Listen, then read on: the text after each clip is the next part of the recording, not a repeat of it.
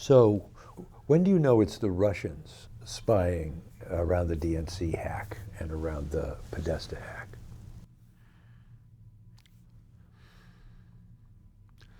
I think we know in the summer 2016, but what we know is traces, but we don't really know who or where. There are little fingerprints and traces. The report that CrowdStrike did, looking into those DNC servers, found software patterns that matched patterns of malware they'd seen elsewhere. So it's sort of a puzzle, it's a detective game, trying to say, well, this matches that, or this thing has some Cyrillic letters in it. Where did it come from? Which IP addresses? But there's some assumptions in this kind of work, like all detective work. So once it seems to be clear that it might be Russia, what are you saying to yourself about the likelihood of it being something initiated by Vladimir Putin? Putin spent his entire career in an institution that used deception and subversion as tools of the state. And he spent 17 years studying those methods before he came into the political arena and left that behind. But he didn't leave behind those lessons. And I think a lot of what we've seen about Putin in real warfare in Chechen and Ukraine, in information warfare, and in cyber warfare, in almost every forum, Putin knows that he is the head of a state that's weak. By his own statements, he took over a state that was nearly broken. And if you think about where he's coming from, to try and assert strength, it isn't possible to compete with huge, rich countries in the world. He doesn't have the resources. So he's got to think about ways to leverage his weakness. He's got to think about ways to appear to be stronger using asymmetric methods. And cyber is one of those asymmetric methods. It is something that does not require massive resources of a state. In many ways, the expertise can be by private hackers. And I think a lot of what I thought about when this first started to crest was that this is the perfect asymmetric weapon, information. You've given us the entree. It's the end of the Soviet Union. It's the wall is down. He's in Dresden. Who is that man? When this time period of 1989, 1990, to understand it, you really have to understand the enormous empire that was cracking up all around him. And this empire was artifice. It was a lot of things that in Russian imperial history had been conquered and added on and then solidified. The Soviet Union was really an enormous agglomeration of nationalities, some of which were breaking off of the Warsaw Pact of captive nations in Eastern Europe that were restive. And when this whole thing, the bonds of it start to loosen, largely because of the efforts of Mikhail Gorbachev. And Gorbachev starts a revolution from above. He essentially encourages people to see him as a moment in which the totalitarian system is ending, and he's giving people freedoms, maybe not complete freedom, but Gorbachev's an essential player here, even in Germany. And in 1989, when Gorbachev came to East Germany, where Vladimir Putin was in Dresden, Gorbachev came and he walked a sort of standard party parade. It was a big day, and the crowds were out, and the Communist Youth League kids were in the stands, and Gorbachev is parading with the leader of Eastern Europe, and as he passes the stands, the Youth League, the young kids say, "Mikhail Sergeyevich, help us." So Gorbachev is essentially unleashing the bonds, and if you give people a little bit of freedom, they take it. And people were taking more and more freedom. First of all, in these Eastern European countries, they were all basically told, the leaders were told, part of the Warsaw Pact, were all told, go your own way. You guys are on your own. Moscow is not coming this time. There won't be another Soviet invasion like the Prague Spring. And you have to understand, this is critically important, that the Prague Spring of 1968, the Soviet invasion, was a thing that left a deep impression on Gorbachev, because about a year afterwards, after the Soviet tanks had rolled in, Gorbachev was sent as a young party official to Prague as part of a goodwill mission. And he went to a factory there. And instead of seeing a lot of smiling Czech workers, or even a Potemkin village of workers, the workers in this factory turned their backs on the visiting Soviet delegation, on Mikhail Gorbachev. And when he saw that, he realized there was no way the Soviet Union could hold this whole thing together, that the use of force was futile. And taking that lesson into 1989, Gorbachev was a force for a lot of the places, and including in Germany, in East Germany, for people to begin to taste and smell and think about freedom. It didn't only sit in Moscow, where, of course, the center of Gorbachev's reforms were unfolding. It flooded the entire empire. So Vladimir Putin is a junior officer in the KGB in Dresden, which Dresden's big claim to fame was that it had the one sort of high-tech factory in the Eastern Bloc. Robotron was in Dresden, and it was not really nearly as high-tech as the factories in the West. It was, but they made some integrated circuits and some computers and so on. But Dresden wasn't even really the center of anything, and it was a backwater assignment. And he was one of a couple KGB officers in a small residentura in Dresden, and probably what his activities were every day to day there was not very exciting. This is not James Bond. This is administrative work. If a professor from the East Germany was maybe making a trip into the West, you had to brief him and tell him what to look for, especially if somebody was traveling and going near a NATO base or a place of interest, what to look for, what kinds of things to bring back. Somebody needed maybe a phony driver's license or a disguise, but it was still administrative work. And this little office that Putin worked in this sort of backwater place, was right hard by the bigger headquarters of the East German secret police, the Stasi. And he could even see from his little window that the Stasi guys in their own place and time lived bigger and better than he did. So I think that this was certainly for a guy like Putin who had volunteered for a guy like Putin who had always wanted to work in the KGB and was accepted and trained as an officer and then sent abroad, it probably was not stimulating every day to have to run these minor agents and do all this administrative work in kind of a dreary East German backwater. And the KGB's mission was to protect this great empire, this great party state that Putin worked for. And certainly in his lifetime, he had been trained and come to believe that the Soviet Union was a superpower, a global power, a respected power around the world. There was a Cold War confrontation.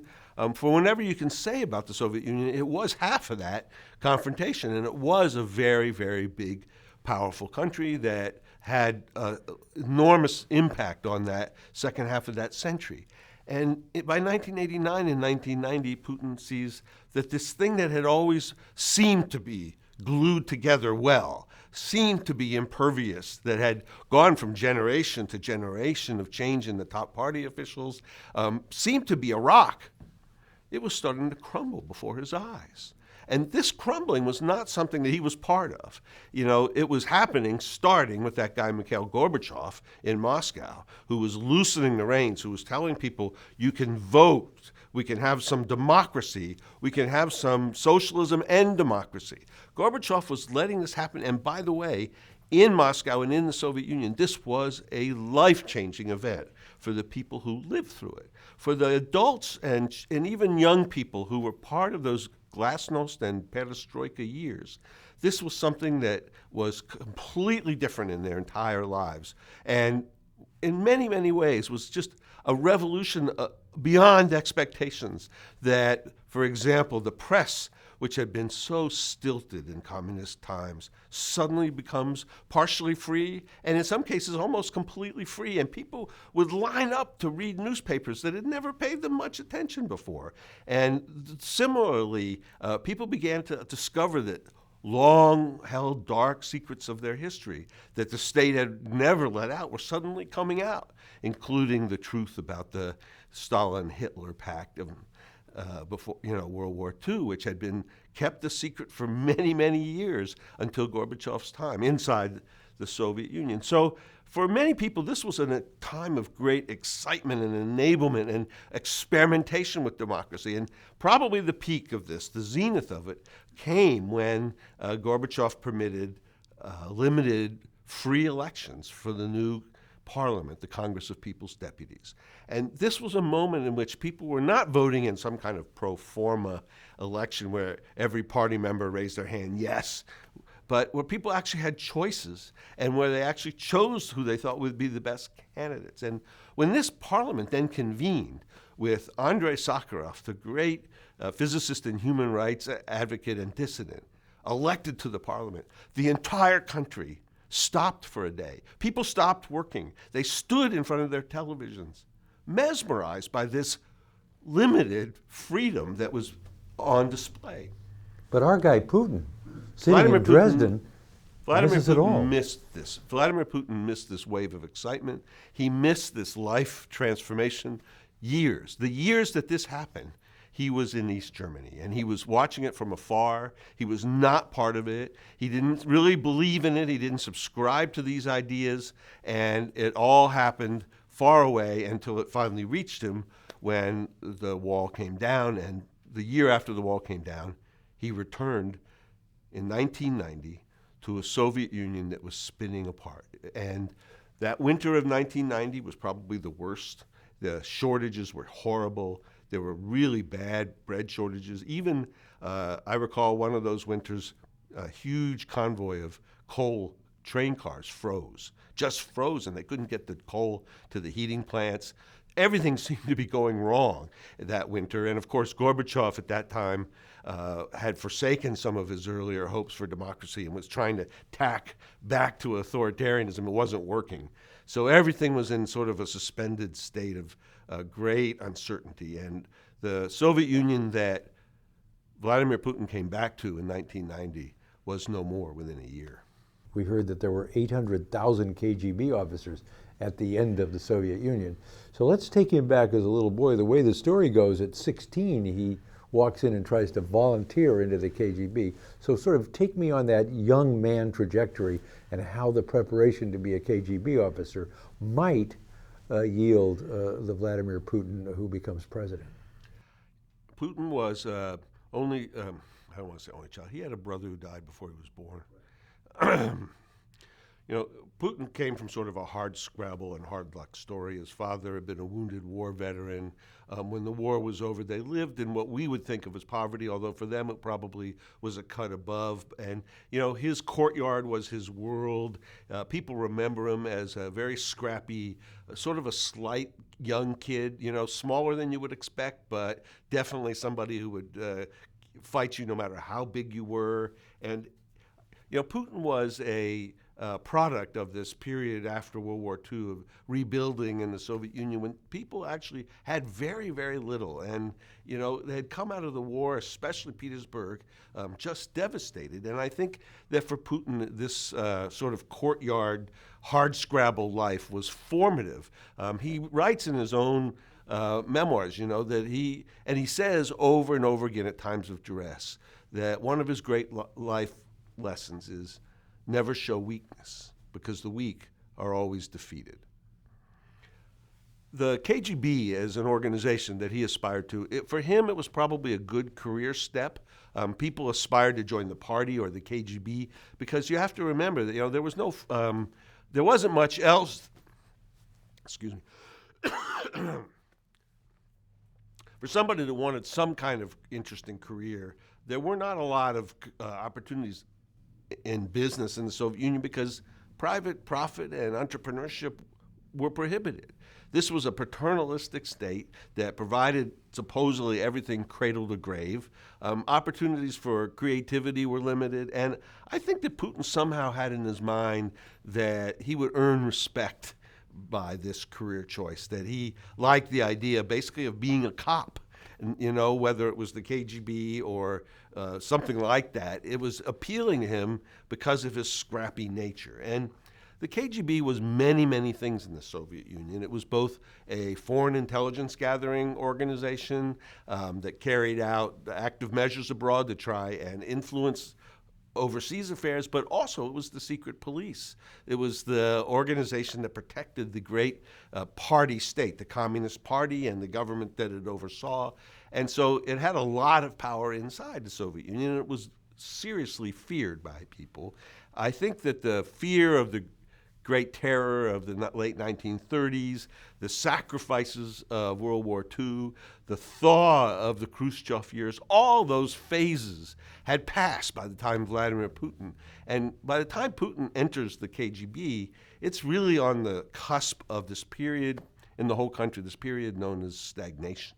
The Brezhnev years were coming, and this was a period where people were sort of tired of the great upheavals. And Brezhnev's calling card in this period was he would bring stability of the cadres. In other words, he wasn't going to be firing and executing and mixing it all up, but everything got to be so stable that it started to stagnate. The Soviet economic system started to go into a long, slow decline. And because of the demands of the Cold War, the demands of the budget for Cold War weaponry and militarization were huge. Some people think that in this time period, 40% of the Soviet Union GDP went basically to military goods and things involved in the Cold War. The country really couldn't provide much for consumers. And frankly, they didn't think much about providing items for consumers, but consumers were somewhat aware of what was happening in the world. And so there was always this tension of, you know, could you get a television for your family?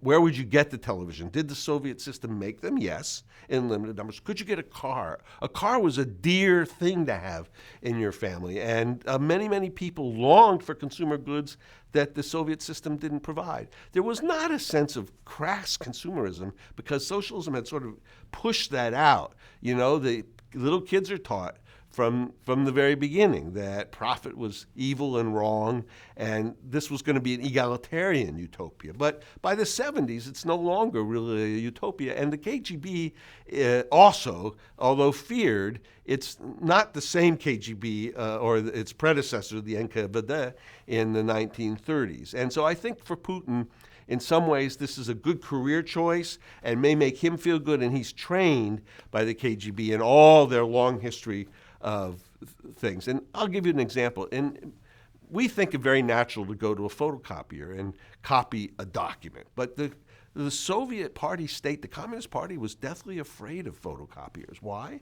Because they controlled information. There were literal censors in this system. The news was censored, literature. There were lots of different ways that information was controlled.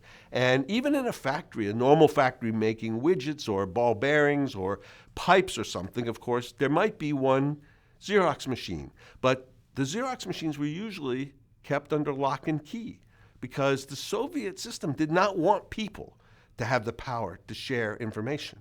Information in the Soviet system was controlled by the state. And that's what the KGB was partly involved in. In some of these factories, in all these factories, there would be a KGB officer or somebody reporting to the KGB. It was called the regime. And the regime would always be able to, blow the whistle on somebody if they were passing around information that wasn't authorized by the state. And to me, the image of the locked up Xerox machine, as a threat to the state has always been very powerful. And that's the kind of thing that the KGB was involved in. How do we keep control of information? And, the KGB's job was enforcing it. They chased dissidents. They pursued Sakharov. mercilessly, and also Solzhenitsyn. You know, we now have the transcripts of these wiretaps they put in Sakharov and Solzhenitsyn and to try and listen to what they were doing. And why was the KGB afraid of these guys? They were afraid because Solzhenitsyn was writing novels exposing the Gulag, you know, exposing the prison camps of an earlier period, and they didn't want that. And Sakharov was arguing for a different kind of a Soviet Union, you know, for more, that it face its problems more openly. And they didn't want that. So the KGB was an instrument of control. And Putin tells a story when he was just in the KGB, before he was sent to Dresden. He says that I had to do a couple of cases here and there, and he talks some about things he did, and he tells the story about how some dissidents were going to come, and they were going to make a small little demonstration at some monument in Leningrad, and KGB got wind of it. So what did the KGB do? They hired a little band. They put on the band uniforms themselves. They got their own wreaths. They went and they had their own little tribute at this statue before the dissidents got there. They blocked them. And they didn't even reveal that they were KGB.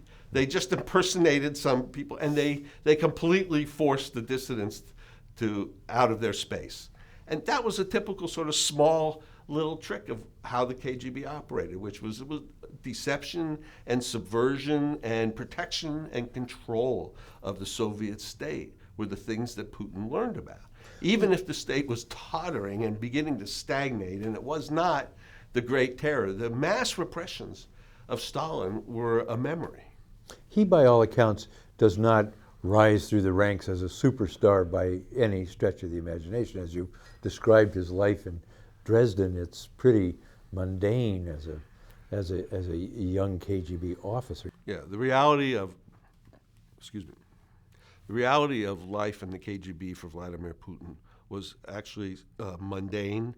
He believed in the mission, but the work wasn't all that exciting all the time. And I think that the state that he was trying to defend and the events around him, especially at the end, really came crashing down. He was never more than a lieutenant colonel in 17 years in the service. The stories of the stoking of the furnace with the papers to save KGB information from KGB headquarters from a mob, the walking out, calling Moscow, Moscow was silent. Those stories sound a little bit like something that was invented later. Does it ring true to you? I don't know about the truth of these stories, but I think that what does ring true is the idea of this KGB officer on sort of the edge of empire in a small backwater, in an outpost, feeling overwhelmed that the great state that he admired, the mission that had been really his life's ambition, was falling apart, and he felt helpless about it. He was not involved in the great changes that had come about, and he didn't even understand them. He was far removed from them, and I think that there was a great sense on his part of just absolute helplessness there. So you used a word to describe, when we had a meeting a week ago, you used a word to describe what happens to those 800,000 KGB people. When he gets back, right? Yeah. And the word you used was shipwrecked. So when the Soviet Union collapses in 1991, and Putin is back in Leningrad, and he's trying to find his way, but the whole structure of the KGB really begins to crack up. Now, there was a foreign intelligence collection part that was hived off or separated into a new thing, and actually Boris Yeltsin broke the KGB up into 9 different organizations at one point. Border guards were given their own thing, and also some of the domestic law enforcement functions were also given into new different agencies. But the truth is that they're very top guys in the KGB got good jobs with these new oligarchs who were rising in the 1990s. A few of the top KGB guys just simply moved into the oligarchic capitalism and got good jobs. But a lot of the people that had worked in the KGB at Putin's level were shipwrecked. They didn't know what to do in this new society. The revolution that had taken place in Gorbachev's time and the collapse of the Soviet Union, which for so many people was like a breath of fresh air, for them it was suffocating. because the values that they had stood for, the whole ideal of the Soviet Union, of this utopia, had collapsed in utter disappointment for most people. And so they were seen as sort of leftovers from an earlier time. It was hard for them to find a place in the new society. It was hard for them to find something to believe in. It was hard for them to see these values of entrepreneurship and capitalism and business springing up all around them, when this had always, in their training, been something that was shunned. Remember, the Soviet socialism was a place where entrepreneurship and business was prohibited. It was the state ran everything. So I think for KGB officers in this environment, it was a very forbidding time. And I think part of it was mindset. Where do they fit in? What kind of work could they do? Part of it was very practical. What would they actually do with themselves? Some of them in the middle of their career. You think about Putin, he's basically in the middle of his career. How does he start over if his skill set is, running low-level agents in Dresden? What does he actually do? And in the doing of it, is he and lots of people like him, are they carrying a hope that the thing they don't understand and don't really believe in will eventually collapse on its own weight? Do they have a view of the Russian people as needing strong authority, having had it all for thousands of years? For a guy in Putin's shoes in this period of time, it must have been terribly disorienting. But I also think that he had a real streak of pragmatism and realism. There wasn't much use spending your days putting your toes in the lake and wondering what had happened to the great Soviet Union.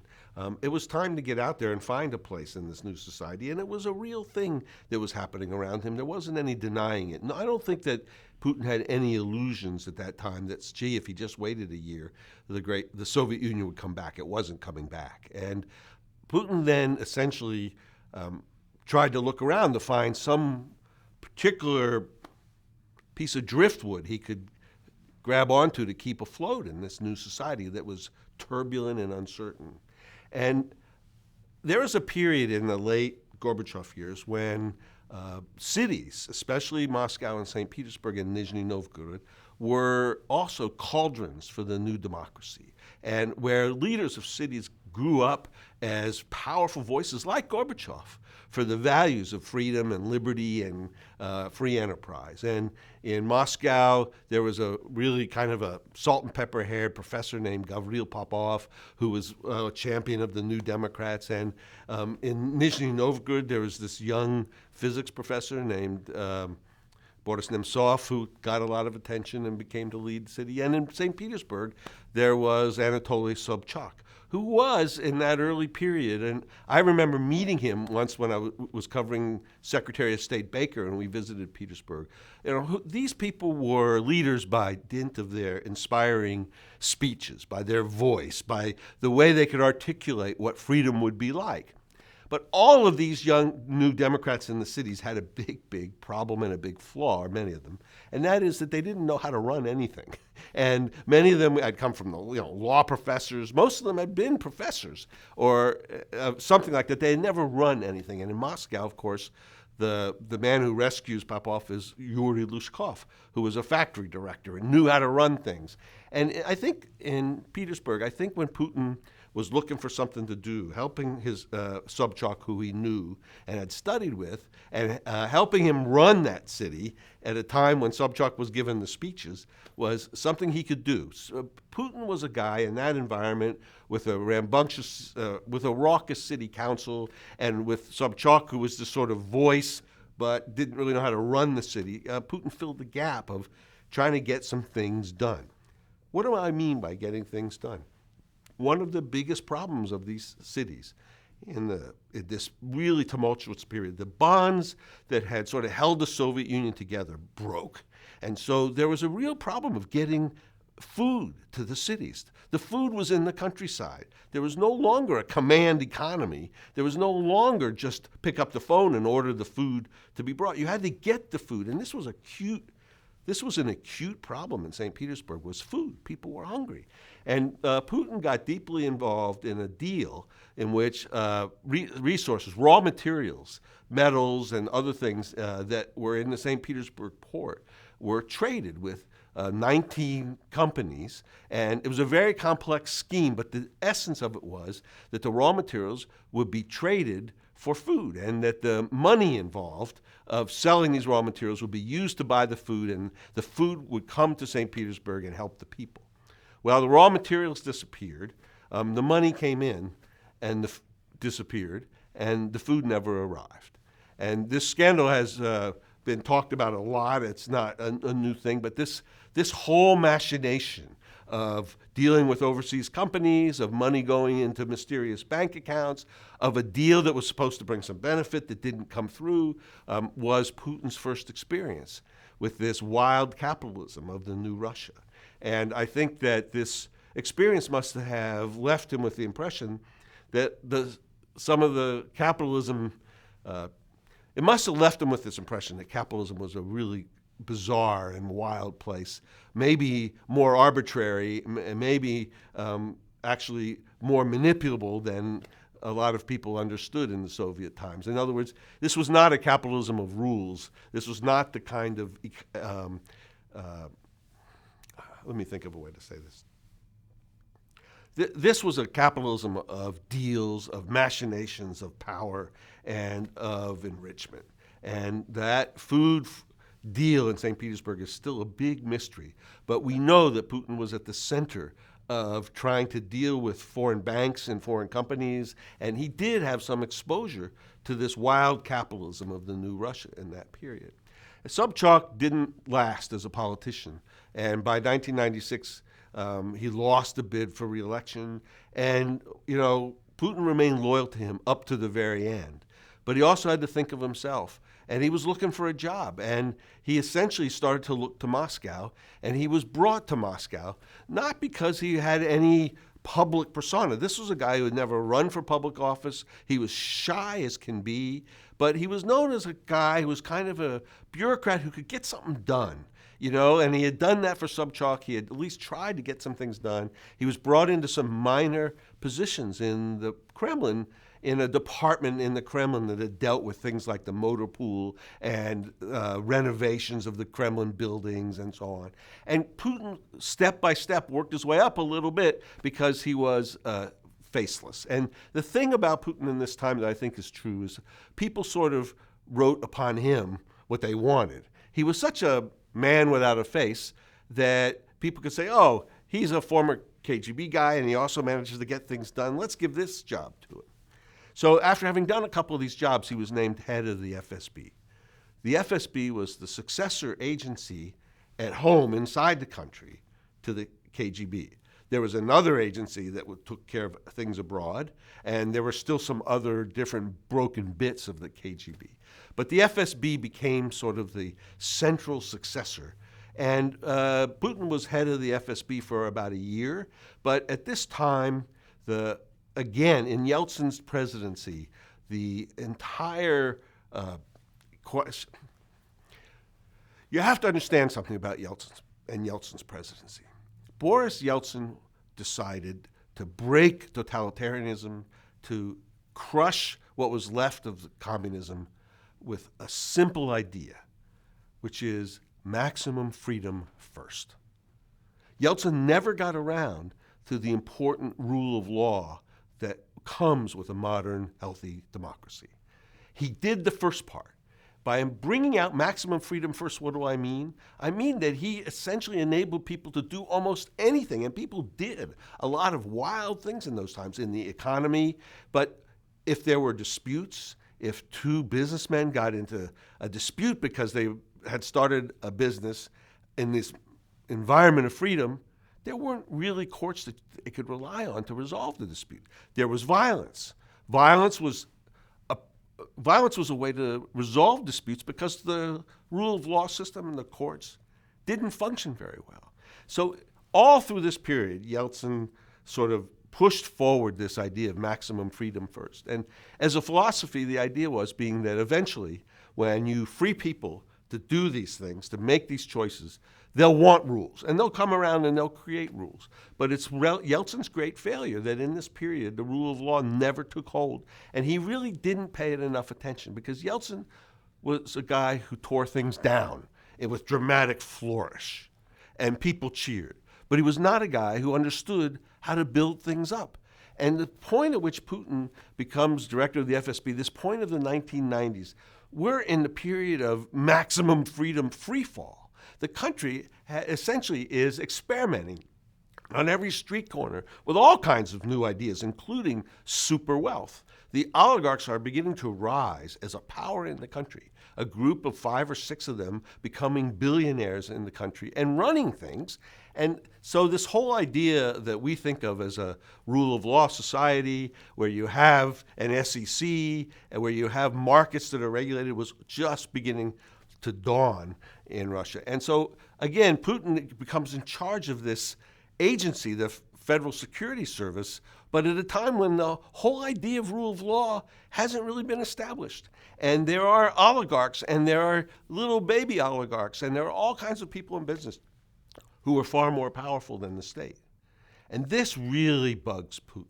Again, because he was a product of a big unitary state that seemed powerful, the Soviet Union, when he sees this, it's often described as chaos in Yeltsin's time, but I think chaos is a word that even Putin himself has applied to it. But I lived there, and in that period of time, I think it's much better to think of as completely unbridled freedom.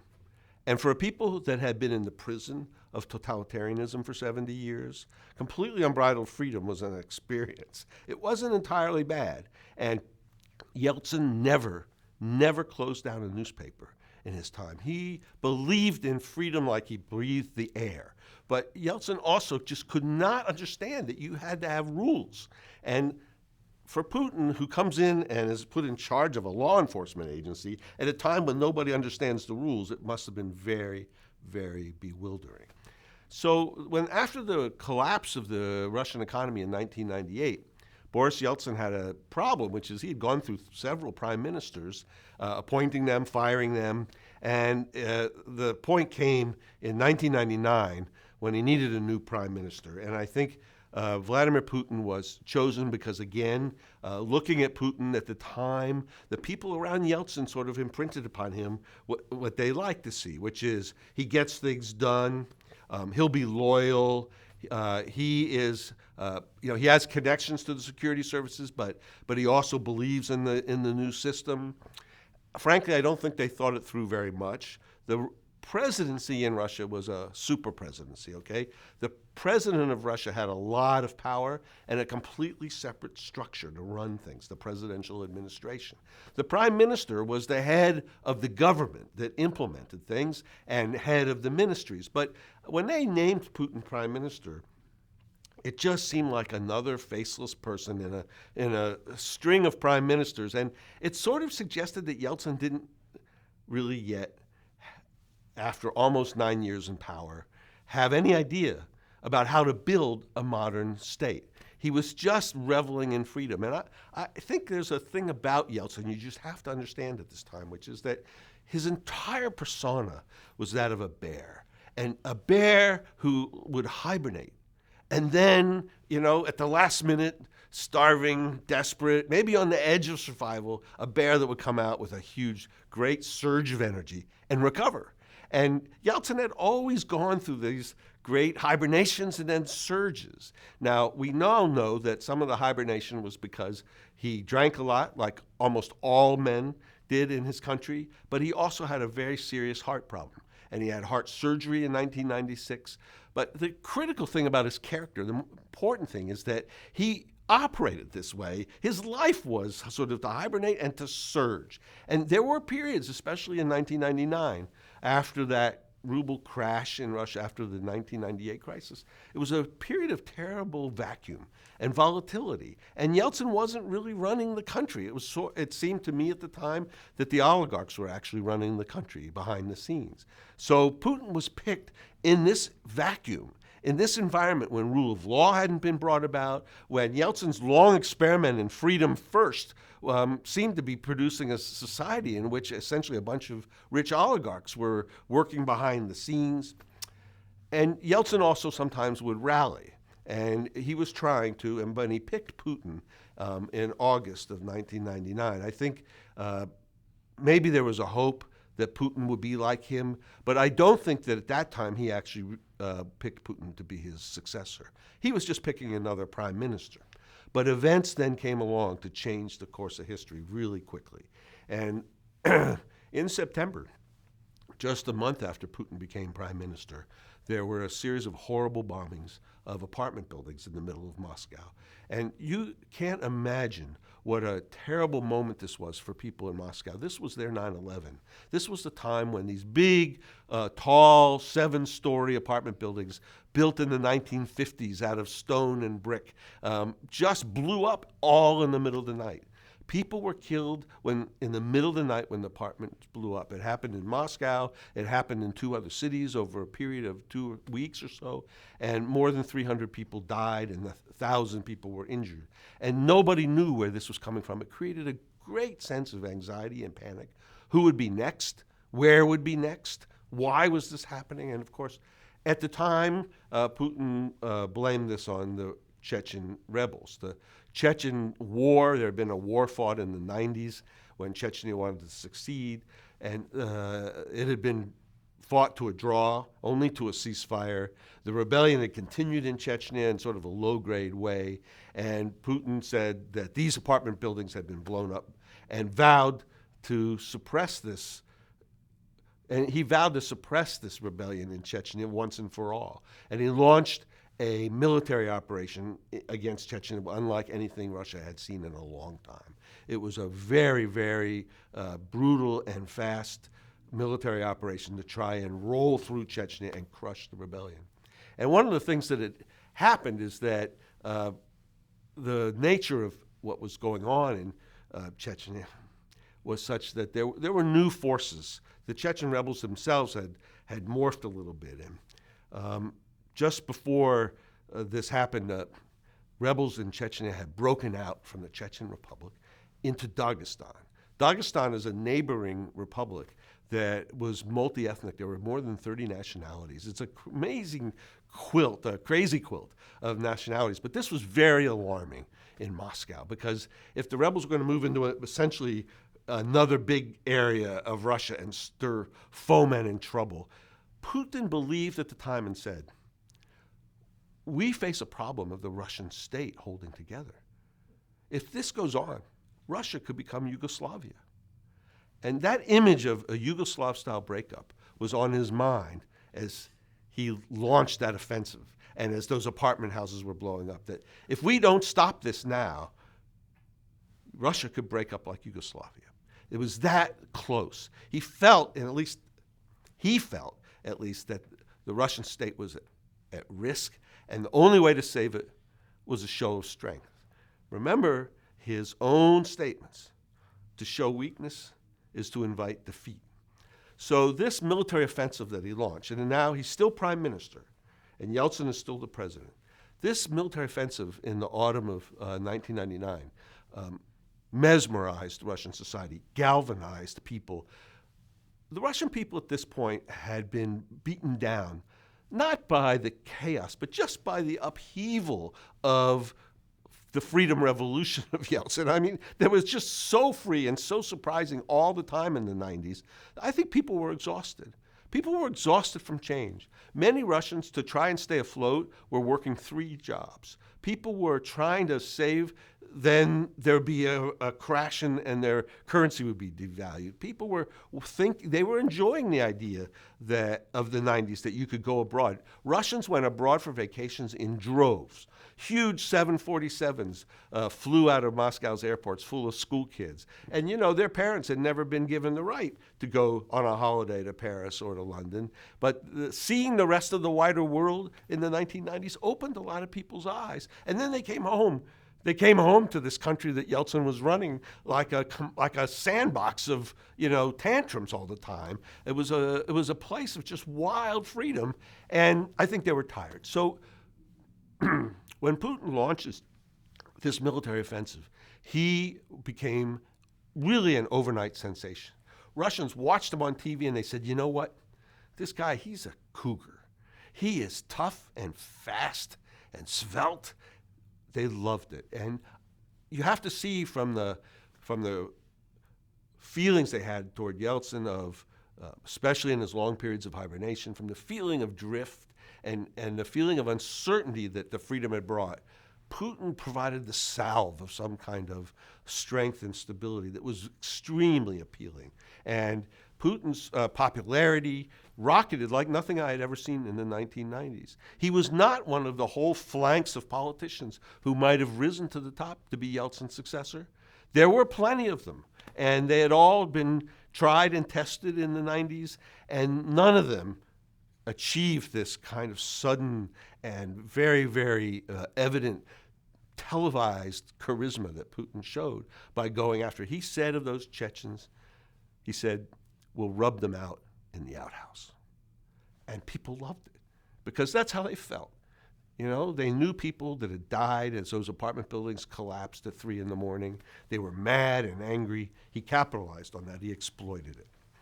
So it became more clear in the late autumn that I think to Yeltsin that he wasn't going to make it to the next presidential election, which was the following year in March. And so Yeltsin and the people around him, which included some of the oligarchs and his daughter, Tatiana, began to essentially look for a successor, a hand-picked successor. And this is an incredibly important moment for Russia because the way Russian democracy was set up and the way the Constitution was written was that there was supposed to be an election and people were going to vote for a parliament in December and they were going to vote in the following spring for a president.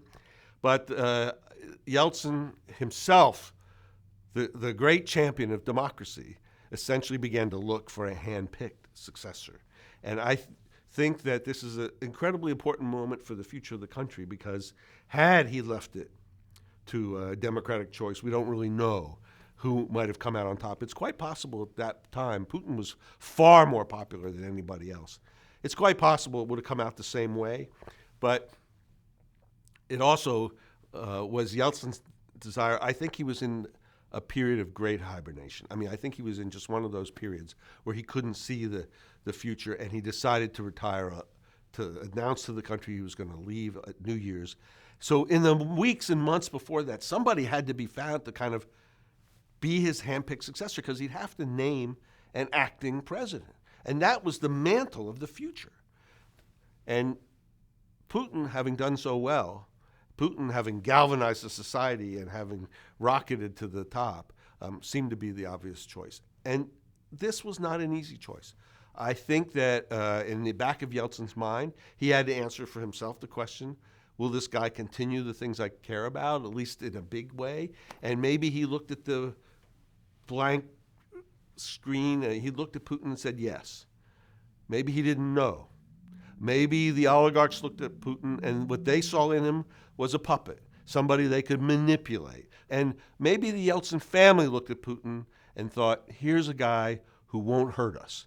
Because every outgoing Russian leader worries that he's going to be prosecuted or maybe worse. And I think there was certainly a desire to find somebody that would leave Yeltsin and the family alone. And again, Putin fit the bill. Putin was told by Yeltsin of this. Yeltsin said, I'm going to give you this. And Putin said, no, I'm not ready. And Yeltsin said, look, I wasn't ready either. This is just the way it is. You have to do it. But I think it's very telling what Putin said when he said, I'm not ready. Because really, Putin only 3 or 4 years sooner had been a nobody who came into Moscow looking for a job. And he had certainly now been working at the highest levels. He had been head of the FSB. He also was on the Russian Security Council. Then he was prime minister. But I think that this is a moment where the Putin that is coming to power has never, ever faced an election in his life. Democracy, which was really the coin of the realm for Yeltsin's Russia, didn't mean anything to him. He had never participated in it in any way. He never had to ask a voter ever for a vote. And he actually didn't like electioneering in democracy. He hadn't come from that world. He had come from the world of control, from a party state that had a monopoly on power. The Soviet Communist Party had no competition. It's an important thing to remember in the future. So on December 29th, 1999, Putin had published and issued a manifesto. We sometimes called the Millennium Manifesto because if you remember that week, we were all worried about the millennium, the Y2K bug. And this Millennium Manifesto is a really interesting document. And I think it's worth just mentioning for a second because this question of who is Mr. Putin was unanswered. Sure, the Russian people saw this cougar, this guy who was cracking down on Chechnya and showing strength and popularity, but what did he really care about? What were his values? They didn't really know. This long essay reflects, I think, again, Putin's sense of telling people what they want to hear. He addresses in this essay the need to rebuild the Russian state. And he addresses some of the things that we're going to see later, that he feels Russia's weak. We missed the boat in the world economy. We've got to get going. But there's also a part of this thing that is very modern. If you remember that Russia at this time, its biggest problem is that it was a backward country. What was inherited from the Soviet Union were old, tired factories that weren't working. There desperate need in all the country for modernization. And for modernization, you need capital. And for capital, Russia didn't have any. It needed foreign capitals to invest. It needed foreign investors desperately. And the whole 90s was an effort to see if you could free markets and bring that investment, because there were things to be done. Putin strikes a tone in this manifesto that persuades a lot of people that he's a modernizer. He believes in a strong state, but also that he believes in this market experiment that's been going on almost at that point for a decade.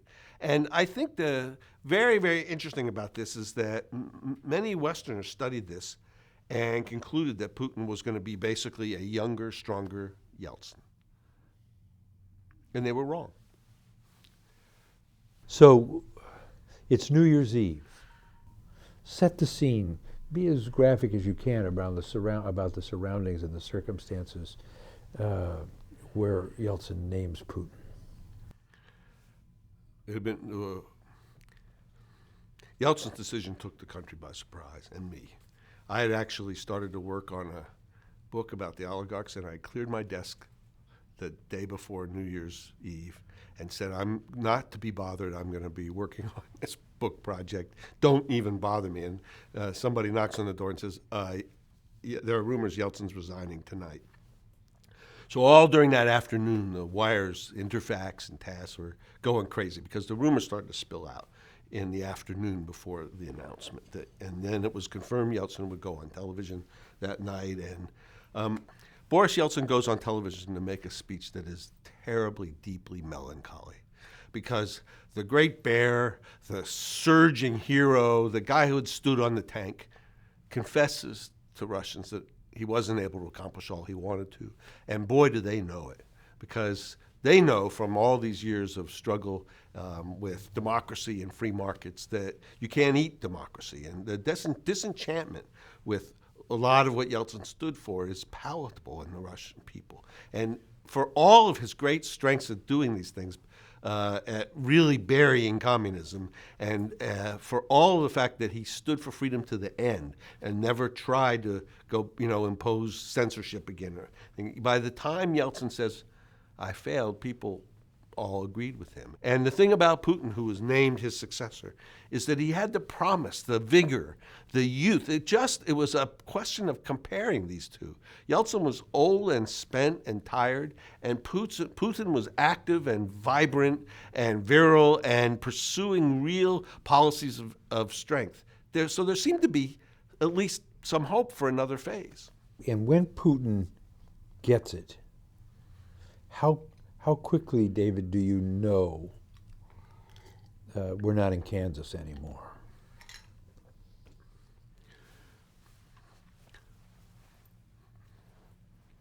Putin's manifesto, which had caused a lot of people to chew it over and think, what does this guy stand for, was a placeholder for a while.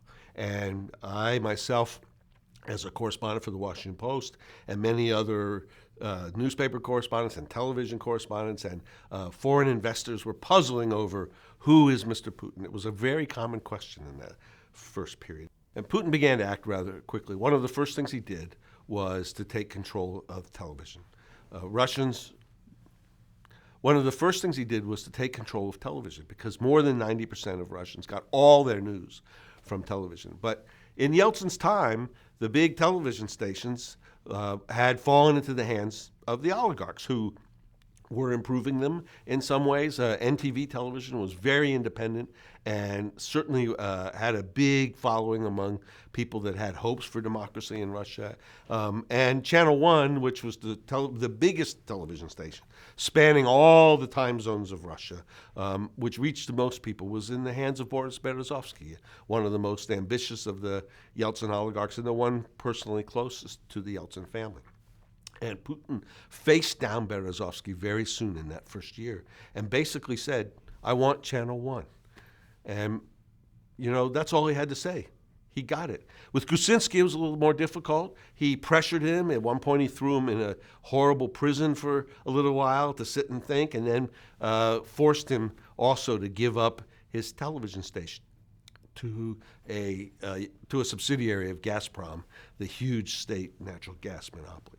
So by taking over this means of communication, Putin began to immediately shape what he wanted to tell people about the Russia that he would have and about the kind of things he wanted to do. And he also was the star.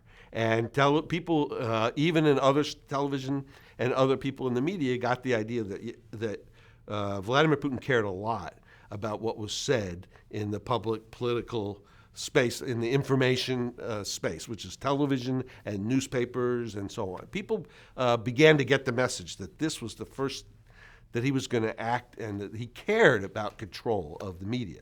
At the time, some of the newspapers were still quite independent, but taking television was a moment, and it was followed very soon after that by a campaign against the oligarchs. And Putin's message to these oligarchs, who had become powerful in Yeltsin's time and in Yeltsin's flowering of freedom, Putin's message was, look, we're going to have new terms.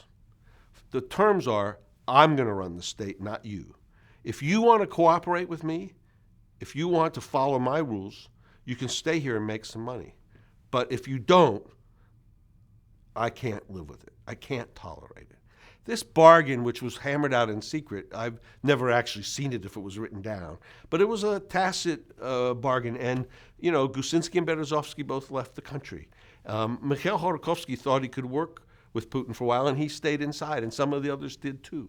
And this increasingly was a focus of Putin because the oligarchs had held the power, and he wanted to consolidate the power. He wanted to get the power of the state back in his own hands. In a manifesto, at the time he even became prime minister, back when he worried about Yugoslavia, Putin is thinking, how do I rebuild the Russian state? And I have to tell you that this may sound odd to people, that Putin is wondering, how do I make a big, powerful country? People might be thinking, well, isn't he worried about healthcare or education or things like that? But remember the environment here. The Soviet Union, this giant thing, just collapsed overnight. And communism, which was deeply, deeply ingrained in the minds of people for decades, was replaced by some ideals of freedom and of democracy and markets that weren't even very well explained or understood by people. And so when the 90s become this cauldron where people struggle with this, for Putin, the number one issue that he has to deal with is the fact that the Russian state might become a Yugoslavia and break up, and the whole idea of it might disappear. So he's thinking often about how to reassert control. Another thing he begins to do is to rebuild the security services, and particularly the FSB. Again, thinking that a strong state needs a strong security service. But this is not the Soviet Union. The Soviet Union was the state with an ideology, with a point of view about the world and about socialism. And Putin is trying to build a strong state in a kind of wild version of capitalism. He actually understood that Yeltsin had failed to build a rule of law. And Putin very quickly, early in his term, brought in some important legislation, laws to update the way corporations functioned, laws to govern the sale of land. He started to work on this, and at one point he said he wanted to impose Diktatur Zakon, the dictatorship of law. And I asked myself, which part of that phrase does he really understand? You know, in a rule of law state, there is no dictatorship. But this is how he thought about it. He said, I want to liquidate the oligarchs as a class. But by 2003, he internally began to liquidate the oligarchs that existed from Yeltsin's time and replace them with his own pals. So, also in this time, George W. Bush is elected President of the United States. His feeling as he goes to that first meeting with George W. Bush, his feeling about America in those early days of his presidency, those first couple of years. I will address it. Let me just finish one thought, though. Yeah. In that first Putin term, which runs to 2004, at which time he's trying to rebuild the state, he is faced with some real gut punches that he didn't expect. It made it harder. And twice there were Chechen terrorist attacks. In 2004, in a theater in 2002 in a theater in Moscow, and in 2004 in Beslan. And these two attacks were particularly vicious. Hundreds of people died, and many Russians sort of began to wonder, do we still have that Putin who showed such great strength in 1999 and early 2000? And I think for Putin, these terrorist attacks also slowed down the process. For Putin, these terrorist attacks were something he had to face and confront. It was a really difficult time, and he answered the challenge of this by essentially beginning to impose more authoritarianism and rolling back Boris Yeltsin's democracy. After the Beslan attack in 2004, he switched the election of governors to make them appointed by him. The rules of election to the parliament were fiddled with and manipulated. So you see in this period, even by 2004, after that particular attack, that Putin is rolling back the maximum freedom that Yeltsin had created. I think Putin wanted some breathing room with the United States at the beginning, and he thought up some idea that he would pitch to the new president in the United States, George Bush, for a compromise of some kind on missile defense. It was kind of an elaborate idea of a compromise, and he presented it once to Bush, and then a little bit later, Bush absolutely unilaterally and without telling Putin simply abrogated the Missile Defense Treaty, the ABM Treaty, which dated from 1972. And this was kind of a rude shock for Putin because, in his mind at least, maybe he could be seen as an equal. The Soviet Union was always an equal to the United States in the Cold War. Maybe he felt that even if Russia was weak, if he showed some flexibility and compromise, he could have a kind of a period of détente again, or at least respect that the United States would deal with him. And when Bush abrogated the treaty, especially in the way that he did, I think Putin was at least internally shocked and a little bit set back and beginning to wonder. And this also was followed by the Iraq War, which also shocked him, the use of raw military force to overthrow somebody quickly without, it was just something. Putin is beginning to get shocks from the United States rather than cooperation. Right. I mean, for the United States to sort of step generally in the sphere of the Middle East, generally in the sphere of Russia, knock off a leader, a despot, whatever, certainly might have started or rung some bells in a leader who felt he was potentially similarly vulnerable. Think about where Putin's sitting, right? To him, he's had two major terrorist attacks in 2002 and 2004 from from Chechen rebels. Meanwhile, in Georgia, in 2003, there's a color revolution. The Rose Revolution throws out Edward Shevardnadze, and a new guy, Saakashvili, rises up on the shoulders of people protest. In 2004, in nearby Ukraine, which he sees as really basically part of smaller Russia, a country that's been very, very close to Russia for centuries, there's another color revolution, the Orange Revolution, and again, popular unrest throws somebody out. I think that, and then he's also sees the United States acting as a hyperpower, acting in his view. If you're watching it from his point of view, without listening to him, and certainly without giving him the kind of respect that he thinks Russia should get. Now, it is also true that in this time, Putin didn't have a lot of cards to play with. I mean, this was no longer the Cold War between two huge blocs. And in fact, NATO had already been expanded some and was going to expand more.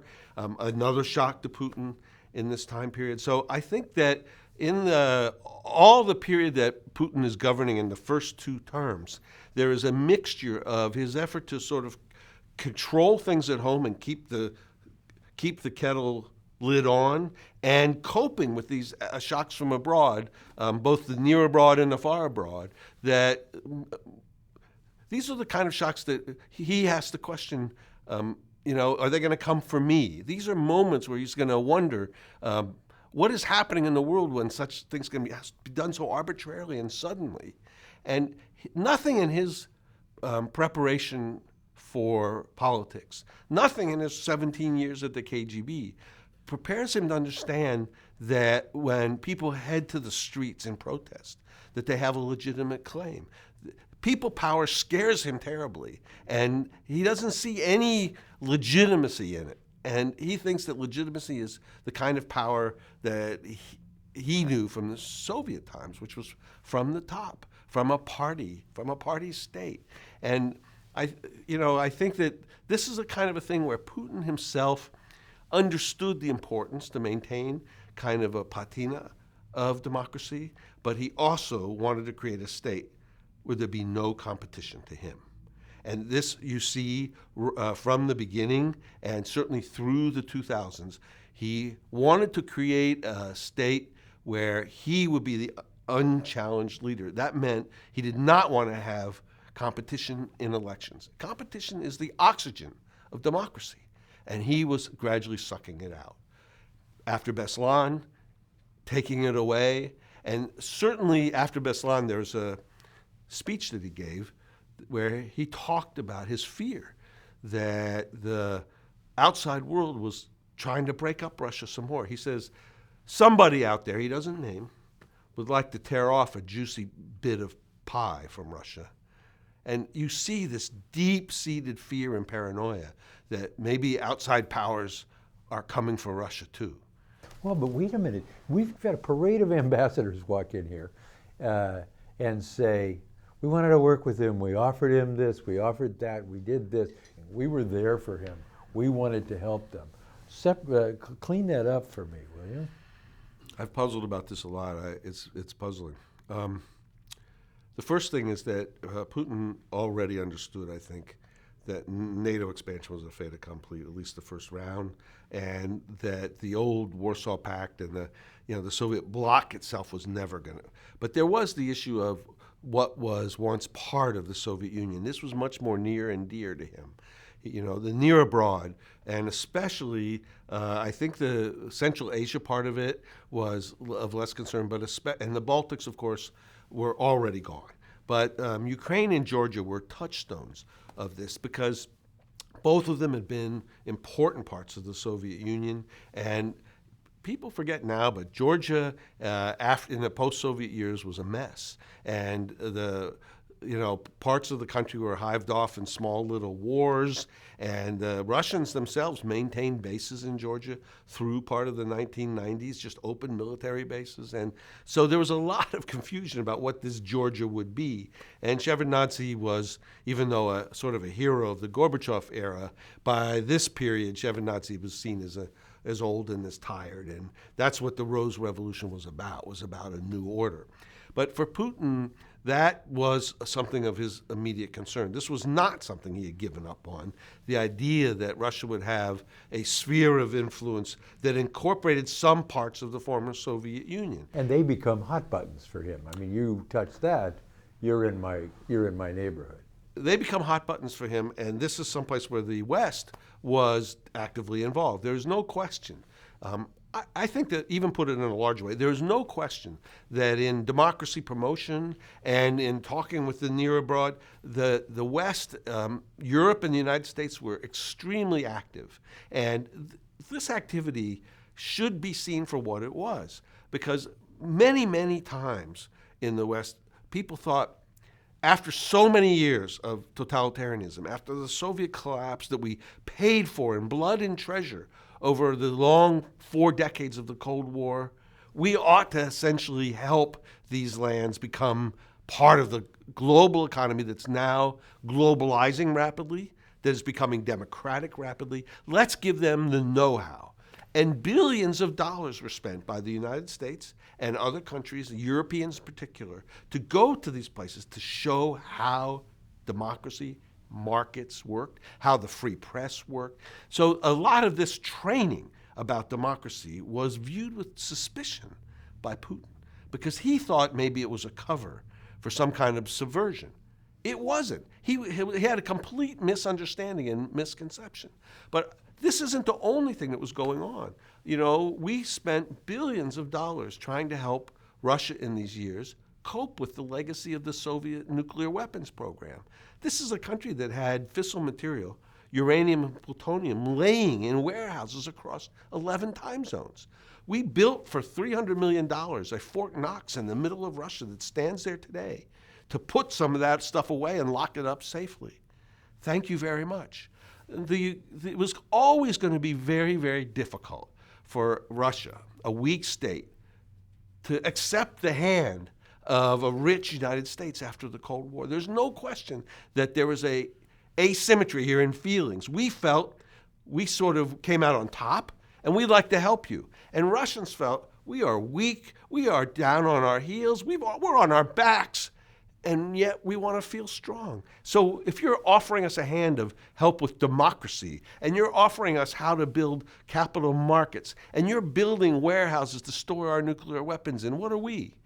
Is this charity? Are we children? You know, we want to be grown up with you. And I met Russian scientists who were very grateful that George Soros had provided them very tiny subsistence grants for buying food in the early years. But they ultimately said to me, you know, we're very grateful that you want to do projects with us, but we want to do science. We would like respect. It wasn't only Putin. A lot of people in the country, they had trouble accepting the extended hand of the United States. And I think many Americans extended the hand with good basic ideals, but without understanding that it might be humiliating. It might be hard. And Putin himself could not understand that all this activity, both NATO expansion, democracy promotion, everything going on around him, wasn't intended to overthrow him, wasn't intended to tear Russia to pieces. But if you're canny, like Putin obviously is, and kind of street smart, you know the outside enemy is valuable to you as you promise security, growth, respect to a population that feels just as you've described them. Right. But here's the thing. Putin was delivering on growth, and he was delivering on the economic promise in his first 2 terms. Because of the oil. Oil prices went up and up and up. Real wages went up 400%. The oil price went up 10 times over a decade. And so in many ways at home, Putin was delivering the economic part of that promise. And to some people, that felt like stability compared to the wild freedom of the Yeltsin years. And Putin created a promise. Putin created a kind of tacit pact with his people. It went like this. I will provide prosperity. You see it all around you. Wages are rising. Everybody's going to work now. You will stay out of politics. You will not vote for people that will compete with me. There will not be any competition to me. And this was a tacit understanding. And there was another part of it. He said, I will stay out of your personal lives. And this was a very important part of the Soviet KGB repression. And now, this is where I want to go next is Munich? Munich, exactly. Yeah. So that's where we go. So he's got it kind of calmed down at home now. It's taken him 7 years to do it, but he's got it, more or less, and thanks to oil and lots of other things. What is the meaning of him stepping up on that stage? First, why does he go? It's rare that a leader goes, but why does he go, and what is that about? I don't know why he went, but if you read the Munich speech, it was shocking to everybody. The speech in Munich was a cry, and I think there are signs of this percolating in the 2000s, maybe signs that were missed.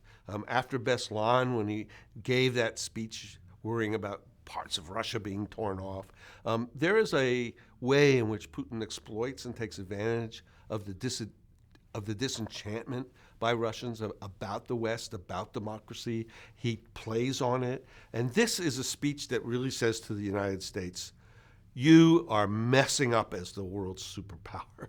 It's a very, very pained complaint about the actions of what he sees as a global superpower.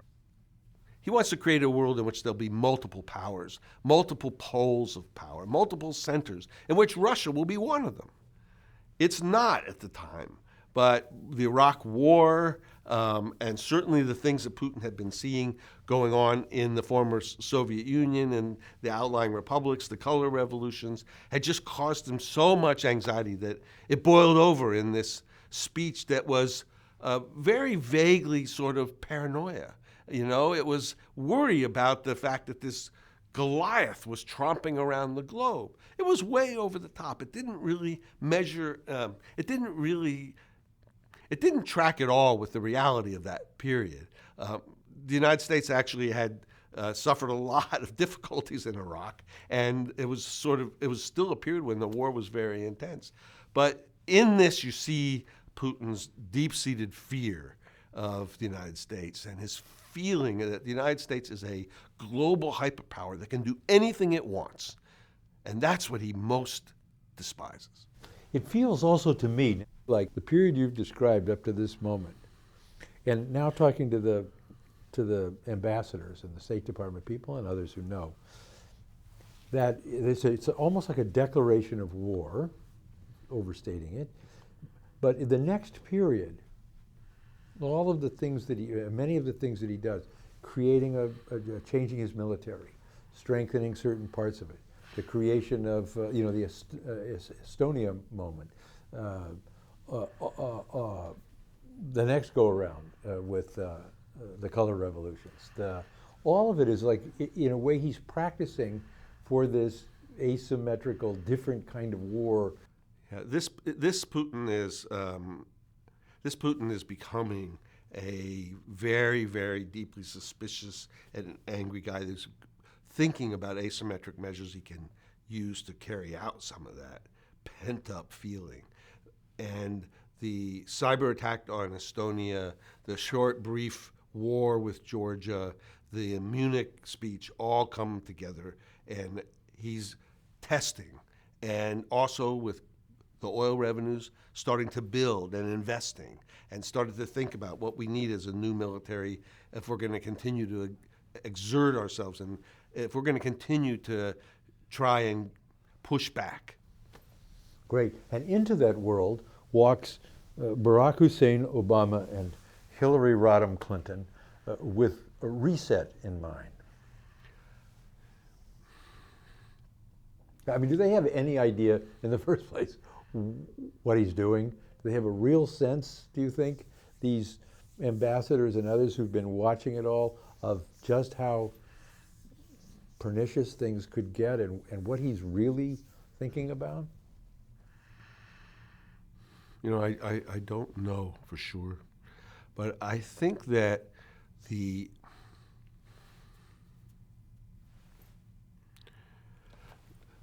but by 2008, when Bush leaves office, he and Putin have exhausted the relationship.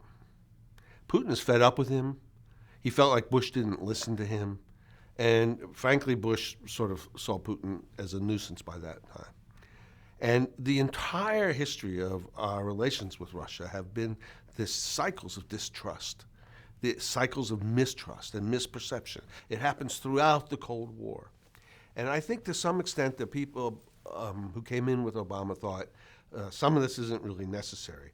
We have things we want to do with Russia, and if we can just get to some of the things we need to do, maybe we can engage them. And Obama was very committed to reducing nuclear weapons. Obama was very committed to trying to reduce nuclear weapons, and he felt like that was an important piece of business he could do with Putin. So the Obama people came in, and the idea of the reset was, let's see if there are a few places where we can engage. And I think that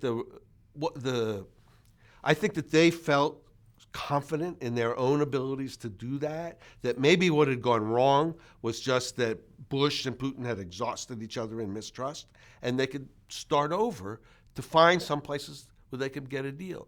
And Putin was leaving office.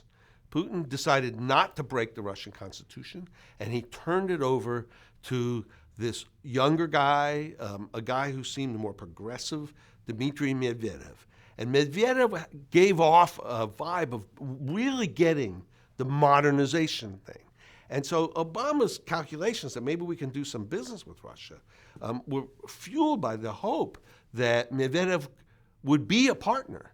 Now, there was a lot of uncertainty about whether Medvedev and Putin were in a tandem. I mean, were these guys riding the same bicycle, or were they actually riding separate bicycles? Was it possible that Putin would fade and Medvedev would be a guy that the United States could do a lot of business with? I think that people forget that the nuclear arms treaty that was negotiated in that time successfully with Russia and with Medvedev and signed. And there were things that could be done, but the Medvedev illusion was something that was hard for a lot of people to see, that he was actually the front man for Putin. I think there was a lot of debate in that time, including in the intelligence community and in the White House, about who was really pulling the strings. The hope was that it was Medvedev, and the fear was that it was Putin. And into this world of uncertainty, things begin to happen in the world. Arab Spring, another ruler thrown under the bus or falls out, Libya. Yeah. And also there's one other thing. I mean, so Obama's trying to work this, and the nuclear arms agreement is a high priority, and he gets it done, and Medvedev's there. And Medvedev also is again showing signs of being the not Putin. You know, he begins to make some changes to the hard-edged things that Putin had done. And Medvedev comes to Palo Alto. He goes to Silicon Valley. He talks about high tech. You know, he plays with an iPad. He wears jeans. There was also a very quiet Obama imperative, which is that we were winding down in Afghanistan. And the United States had a desperate need for a way to get all the gear and stuff out of Afghanistan, and we couldn't take it through Pakistan. So they negotiated with Russia a rail line called the Northern Distribution Network, which was a vital way, which Russia proved for many years. It was kept very quiet, but huge trains rolled through the Russian countryside to help us get out of Afghanistan. And you know, it wasn't the kind of thing that at the time people boasted about. But I think Obama felt if we can just laser-like choose a few things we want to get done, and if we deal with this guy Medvedev who seems pretty normal, things are going to be okay. But of course, it wasn't going to last. That's 2010. Yeah, 10 and 11. Right. And so what happens in 2011 is that the ancient regime in the Middle East is overthrown. I mean, from Tahrir Square until when the Arab Spring breaks out is echoes across the world, and especially in Russia, because, again, Putin has already seen color revolutions within the former Soviet Union. He's seen the power of these massive crowds. He missed the entire period like this in the Soviet Union when Gorbachev was loosening the reins. So for him, this was a existential kind of a moment. And somebody like Hosni Mubarak, who was overthrown at the first start of that, was not too much different than Vladimir Putin in the sense of a soft authoritarianism, a very, very complex society where the leader is trying to keep the lid on everything. I think that, particularly for Putin, what happened in Egypt was something that really went right to his heart. And, I think Russians have spent a lot of time traveling to Egypt, and, certainly what happened in Iraq, then to see it spread like this, I think Putin must always be asking himself, where does it end? And what is the legitimacy of these people? He has no understanding that democracy and the people sort of exerting their own will in the rule of a country is important. So the Arab Spring in the first half of 2011 unsettles him. And also Medvedev's term is ending. And late 2011, they've got to decide really who will Medvedev run for president again? He could have another term, or will Putin return?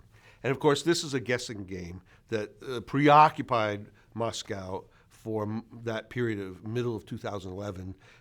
There was a lot of open speculation in the press. People were weighing up each camp, each side. It almost has sort of felt normal, but there was a great deal of uncertainty. No one had an inside bead about how this was going to unfold.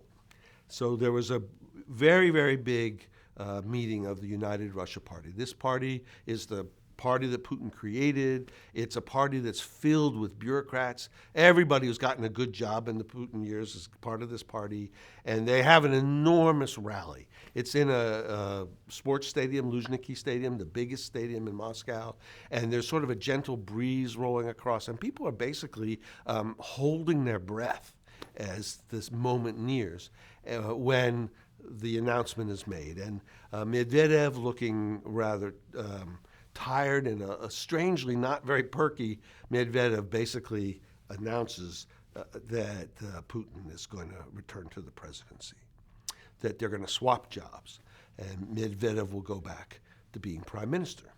And of course, this is greeted with the requisite sort of clapping and so on from their people, because these are the people they've brought. But I think at that moment, there was a complete lack of realization by Putin and Medvedev about what was going to happen next.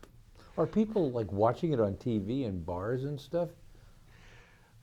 David Hoffman was live on Echo Moskvy radio at that very moment when the guy who's the founder of Echo Moskvy was interviewing me, and then he saw the announcement, and he goes like this and pushed me off to the side and said, "I've got to go live," and he starts his commentary. I mean, people thought it was just going to be another boring United Russia convention, and then this thing riveted everybody, but in a way that Putin and Medvedev didn't understand.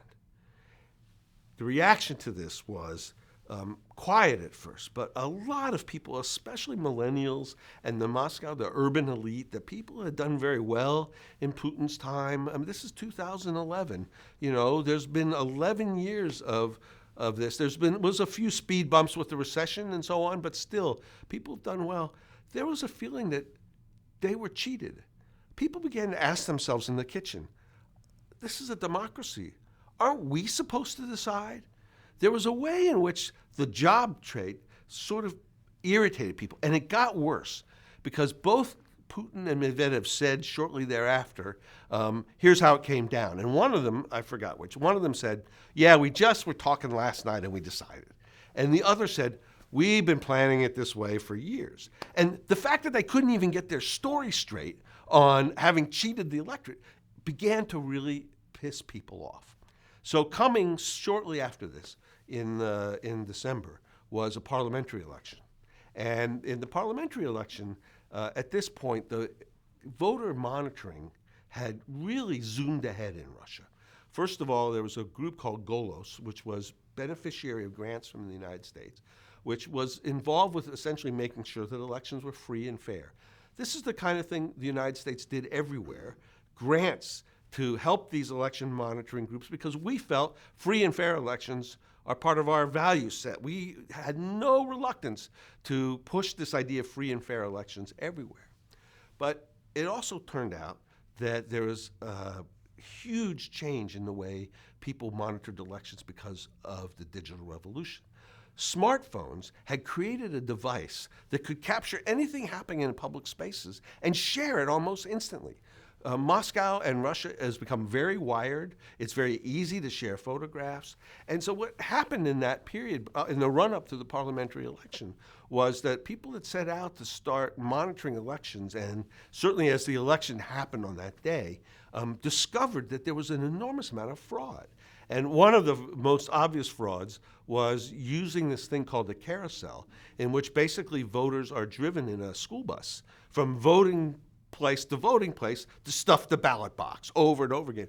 This was caught by people holding their smartphones. This video began to circulate. The idea that they cheated again, that they cheated us, that they not only decided who's going to run the country, but that they're stuffing the ballot boxes, set off a conflagration.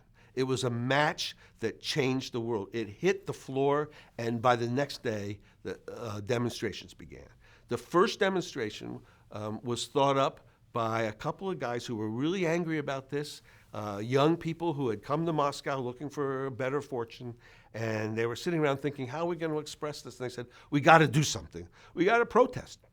So opening their MacBook Pros on kitchen counter they had bought from IKEA in Moscow, they went onto Facebook and they put up an RSVP button for a demonstration. And this kind of thing, that RSVP button, gave rise to one of the biggest protests. And then another one. And finally, the huge protest in Bolotnaya, right outside the walls of the Kremlin in December. And this really shook Putin to his roots. People were standing out there. The really best of his years, people that had prospered, people that had come into Moscow for good jobs, the urban elite, and they're holding signs that say Russia without Putin. Sochi. Talk a little bit about what it represented for Putin and the fact that lurking in the background was Ukraine. Yeah. So Sochi was a huge triumph for Putin. There have been a lot of tension around the Winter Games because they were held in a part of Russia in the south near restive republics like Chechnya. There was a great deal of worry that there might be a terrorist attack, and the games came off, and they were peaceful. For Putin, it was a huge demonstration that Russia was a normal country. He had all the world's leaders there. Everything happened like it should in Olympic Games. It was a real moment of triumph for Putin. Before Sochi, the president of Ukraine, Yanukovych, was planning to sign an agreement with the European Union, an association agreement. This would give Ukraine access to huge markets in Europe, fresh foreign investment, and it would essentially bring Ukraine toward Europe. But Putin did not want to see this happen. He met with Yanukovych in November. They had a secret meeting at the airport, and a short while later, Yanukovych put the European agreement on ice.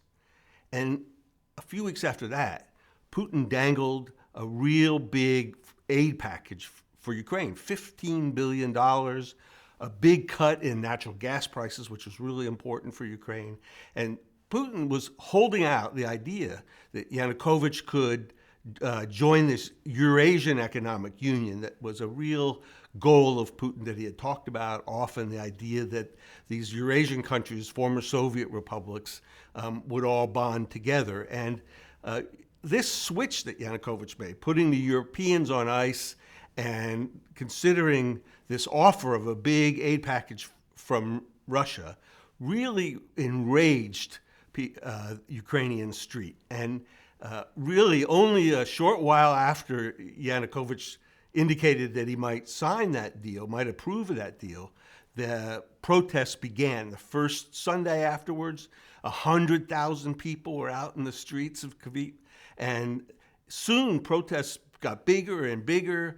And so by the time that the Olympics were nearing an end in February, huge demonstrations were taking place in Ukraine against this move to make a deal with Russia and not with Europe.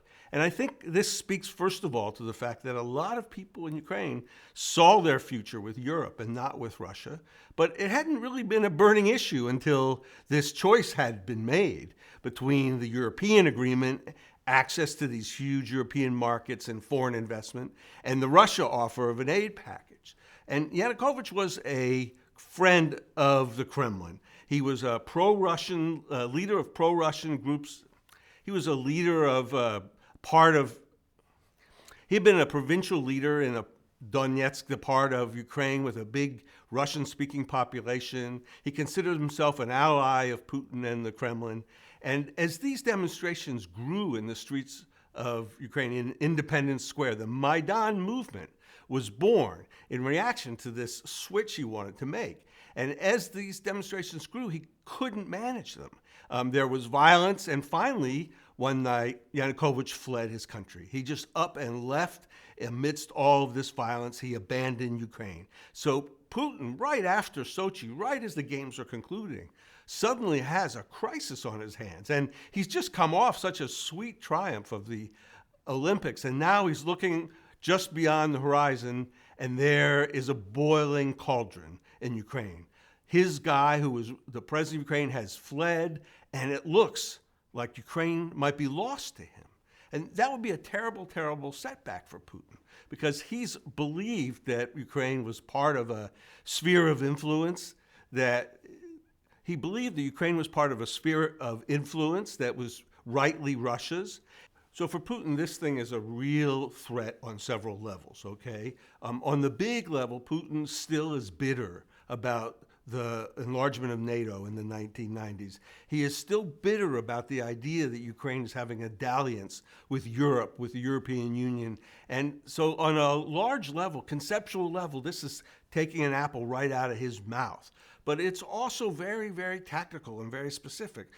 After his ally, Yanukovych, flees the country, a new leadership takes charge in Ukraine, and they're very pro-European. They don't want to make the deal with Putin. They don't want the $15 billion aid package. They want to make that agreement with the European Union, the association agreement that was set aside. So Putin sees a possibility that Ukraine may suddenly be led by forces that are going the other way, that he could lose control of Ukraine. And that would mean losing a piece of his sphere of influence, a sphere that the President Medvedev a few years earlier had described as part of Russia's particular interests. And I think that Putin felt that this part of the former Soviet Union was being pulled away from him, and that was a real threat. And so, Crimea. So how do we get to the attack on Crimea, and why? In the middle of this crisis, I think Putin had very, very little time to make decisions about how to respond to what had happened in the Maidan movement, the huge demonstrations, the loss of a pro-Russian president of Ukraine. And I think that in the moment when he had to decide what to do, Crimea looked like a quick way that he could reassert some authority over Ukraine. Crimea had once been part of Russia. It was moved to Ukraine in Soviet times. There was a big Russian-speaking population there, big naval base there. And I think that what Putin thought was, if we can just grab Crimea, maybe we'll shock some of those people. Maybe we'll set some chills go running through the backbone of the people in Ukraine and show them that we haven't given up. And so he organized an effort to seize Crimea from Ukraine using soldiers without markings on their uniforms, the so-called little green men. It happened very swiftly, and these special operations forces moved in, there was no bloodshed, and essentially seized Crimea from Ukraine at the time of all this chaos. And of course, this was very, very popular inside of Russia. And again, Putin was reacting to a crisis that threatened him, a crisis that threatened Russia and Ukraine, with losing a really important part of their sphere of influence. So essentially it was a counterpoint, a brief one. Essentially it was what? And we'll explain what it you was mean. a brief way, tactically, to change the dynamics of the crisis, because by seizing Crimea, there was a real surge of popular support inside of Russia, and Putin, instead of looking like a loser who was losing Ukraine, would look like a winner who had just brought Crimea, historically part of Russia, back to the fold. One of the really notable things about the seizure and annexation of Crimea was that the Russian media staged a really fierce propaganda campaign to reinforce how this was a great triumph for Russia. And this kind of propaganda, using television, social media, not only had a big impact inside of Russia, but also showed how Putin could begin to blend various methods of unmarked special operations forces and social media and television broadcasts to create this new thing, this hybrid warfare. Great. The Nuland phone hack and using it and using her and how Putin sort of manipulates that or why he uses that technique instead of just, as in the past, gathering in intelligence, now they were leaking the intelligence as well. So in the thick of this crisis, the Assistant Secretary of State for Europe, Victoria Nuland, had a telephone conversation with the American ambassador to Ukraine, Jeffrey Pyatt. And Pyatt was apparently using a normal cell phone. It wasn't encrypted. And so the conversation was recorded. And in the conversation, Nuland expressed real frustration with Europe over the whole crisis. She curses the European Union. That certainly reflected the deep frustrations that she felt. But the other thing that happened in the phone call is that she and the ambassador had a discussion about who would be best to serve in this new government in Ukraine. They had a discussion about specific ministries and who should be in what ministry. So when the phone call was monitored or taped or surveilled by somebody, and we don't know who, it was incendiary because obviously when Putin saw that the Americans were having this discussion about who should be what minister in Ukraine, it may well have confirmed to him his deep-seated paranoia that the Americans were actually behind the whole revolt in the Maidan, that the whole thing was a Western plot, that it was another color revolution that was really being manipulated behind the scenes by the Americans. So the phone call, which had been recorded surreptitiously, was suddenly appearing twice on YouTube. It was just uploaded there. Not too many people saw it for the first few days. And then a certain blogger put it up and it just went viral. It just took off like wildfire. People started downloading it, listening, discussing it. And this was a way, without any fingerprints, for Putin to sort of weaponize the information he had gotten from this wiretap. Somebody, we don't know who, without any fingerprints, uploaded this information, uploaded this phone call to YouTube. And suddenly it went viral, and millions of people heard this phone conversation. Then the Russian media began to carry this everywhere, saying, you see, it's proof. The Maidan movement, it's not an independence movement. It's the Americans. They're running the show behind the scenes. This is the Americans behind the scenes causing the whole thing to happen. So it was an example of weaponizing information. Talk a little bit about the way Putin lies about the little green men in Crimea, how he is able to sort of accomplish his goals and then hide the facts, and why would he do that? The Crimea operation was very swift, and the special forces that were sent in, the soldiers without insignia, allowed Russia to sort of say, who, me? The soldiers were sent in without insignia silently to take control, to seize control of this territory, were able to do so by creating confusion. People didn't know at first glance who they were. What did they represent? What power was taking over? And this, of course, was deceptive and subversive and allowed Russia to get away with this for a while before anyone could object. And by the time it was discovered who was really behind it, which was not many days later, Crimea had already been seized. So this was the use of deception in order to accomplish a military goal. And it's another example of what is being called hybrid warfare, which is to use all the things at your disposal, both real military force and information warfare, to accomplish your goals. The fact that the world was being lied to about what was actually taking place, how did it stymie Obama in a way in acting?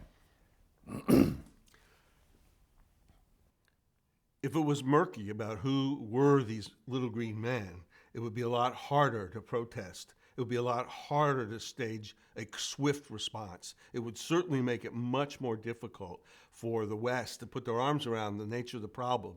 It would make it much more difficult for the West to react quickly.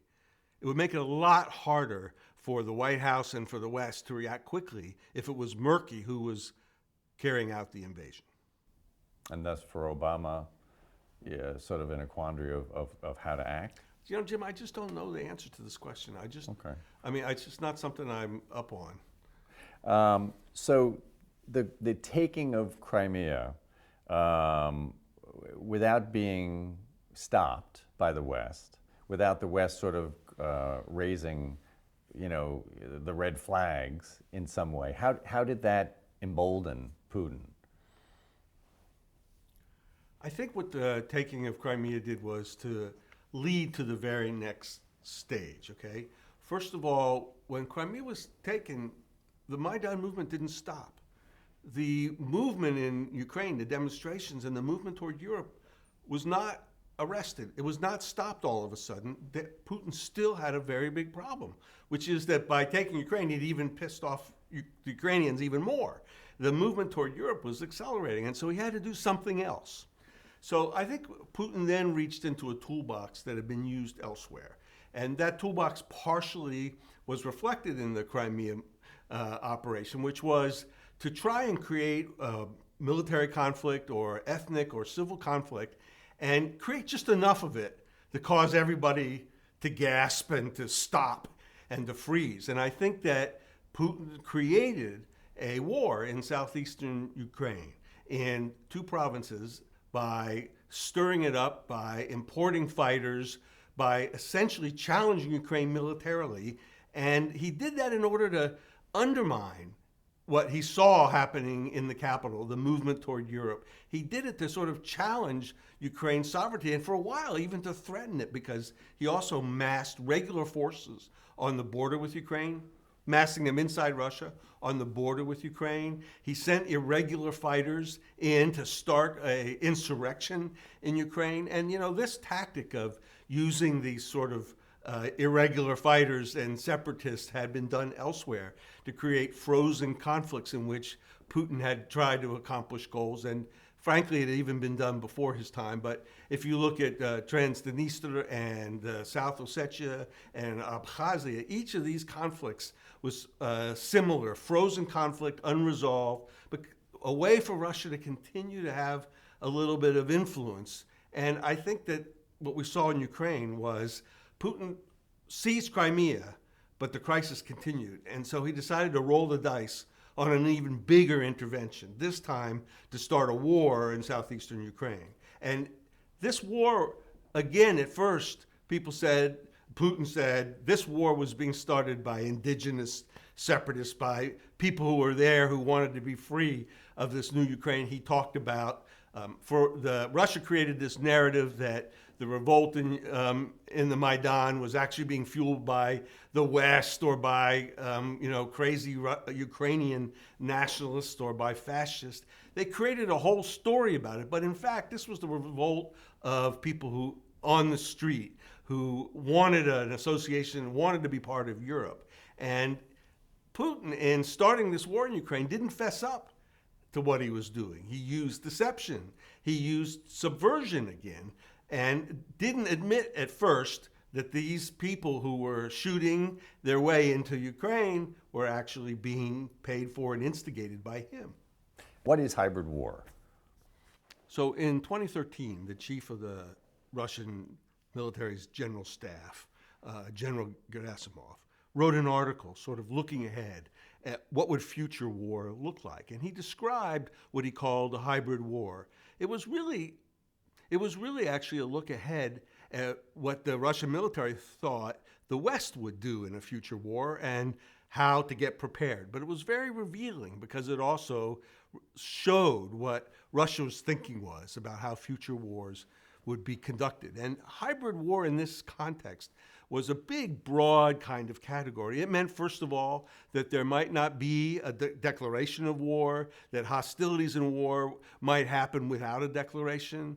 It might be that there would be no longer a red and blue forces on a battlefield. There might not be such clear distinctions, that there might be a mixture of military and civilian and irregular forces all blended up. And most importantly, it also suggested that the future of war would be a place not only where people are actually shooting and bombing, what's called kinetic warfare, but also there would be information warfare, cyber warfare, non-kinetic, or there would be information warfare and cyber warfare, and these would complement and mix in with the regular kinetic warfare, so that this future of warfare might be the kind of time when there actually wouldn't be a hard start to a war, and there wouldn't be a finish, when there would be not necessarily clearly defined troops and forces, when there would be confusion on the battlefield. And the idea, really, of hybrid war was to create this confusion and to create as much confusion as you needed to win the war.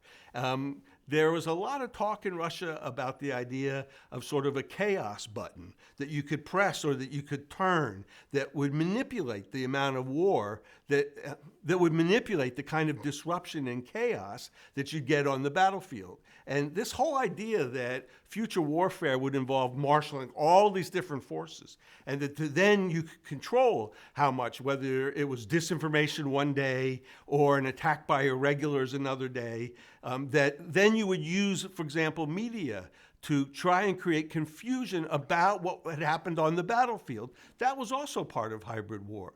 So all the clear distinctions that we've known in the past about warfare were to be blurred at a time in which the digital revolution and the internet and social media had created huge new opportunities for this kind of warfare. So in Washington, there's a debate over what to do, about whether we should be sending weaponry. Talk a little bit about the debate in Washington and where Obama ends up. What Putin did in southeastern Ukraine was to ignite a war, to set off an insurrection where it had previously been rather calm. And I think that this caught Washington off guard, because this kind of thing hadn't happened in decades. This was really an effort to redraw the borders of post-World War II Europe in a forceful way, and it took a while for Obama and for the administration, for the United States, to come to grips with what Putin was doing. He had done it in a few other places earlier inside the former Soviet Union, but first of all, you just can't underestimate how this was sort of a shock to Washington. And of course, the first reaction of a lot of people was that Putin only understands the use of force, that Putin only understands strength, and that in order to push back, it would be essential for the United States and for the West to supply arms to Ukraine. And there is a certain logic here, because Putin is, by his own record, is the kind of guy who only responds to force.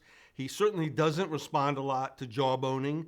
And during this time, Secretary of State Kerry talked about whether Putin could be talked into taking the off-ramp in Ukraine. Well, there was no off-ramp that Putin was going to take in Ukraine.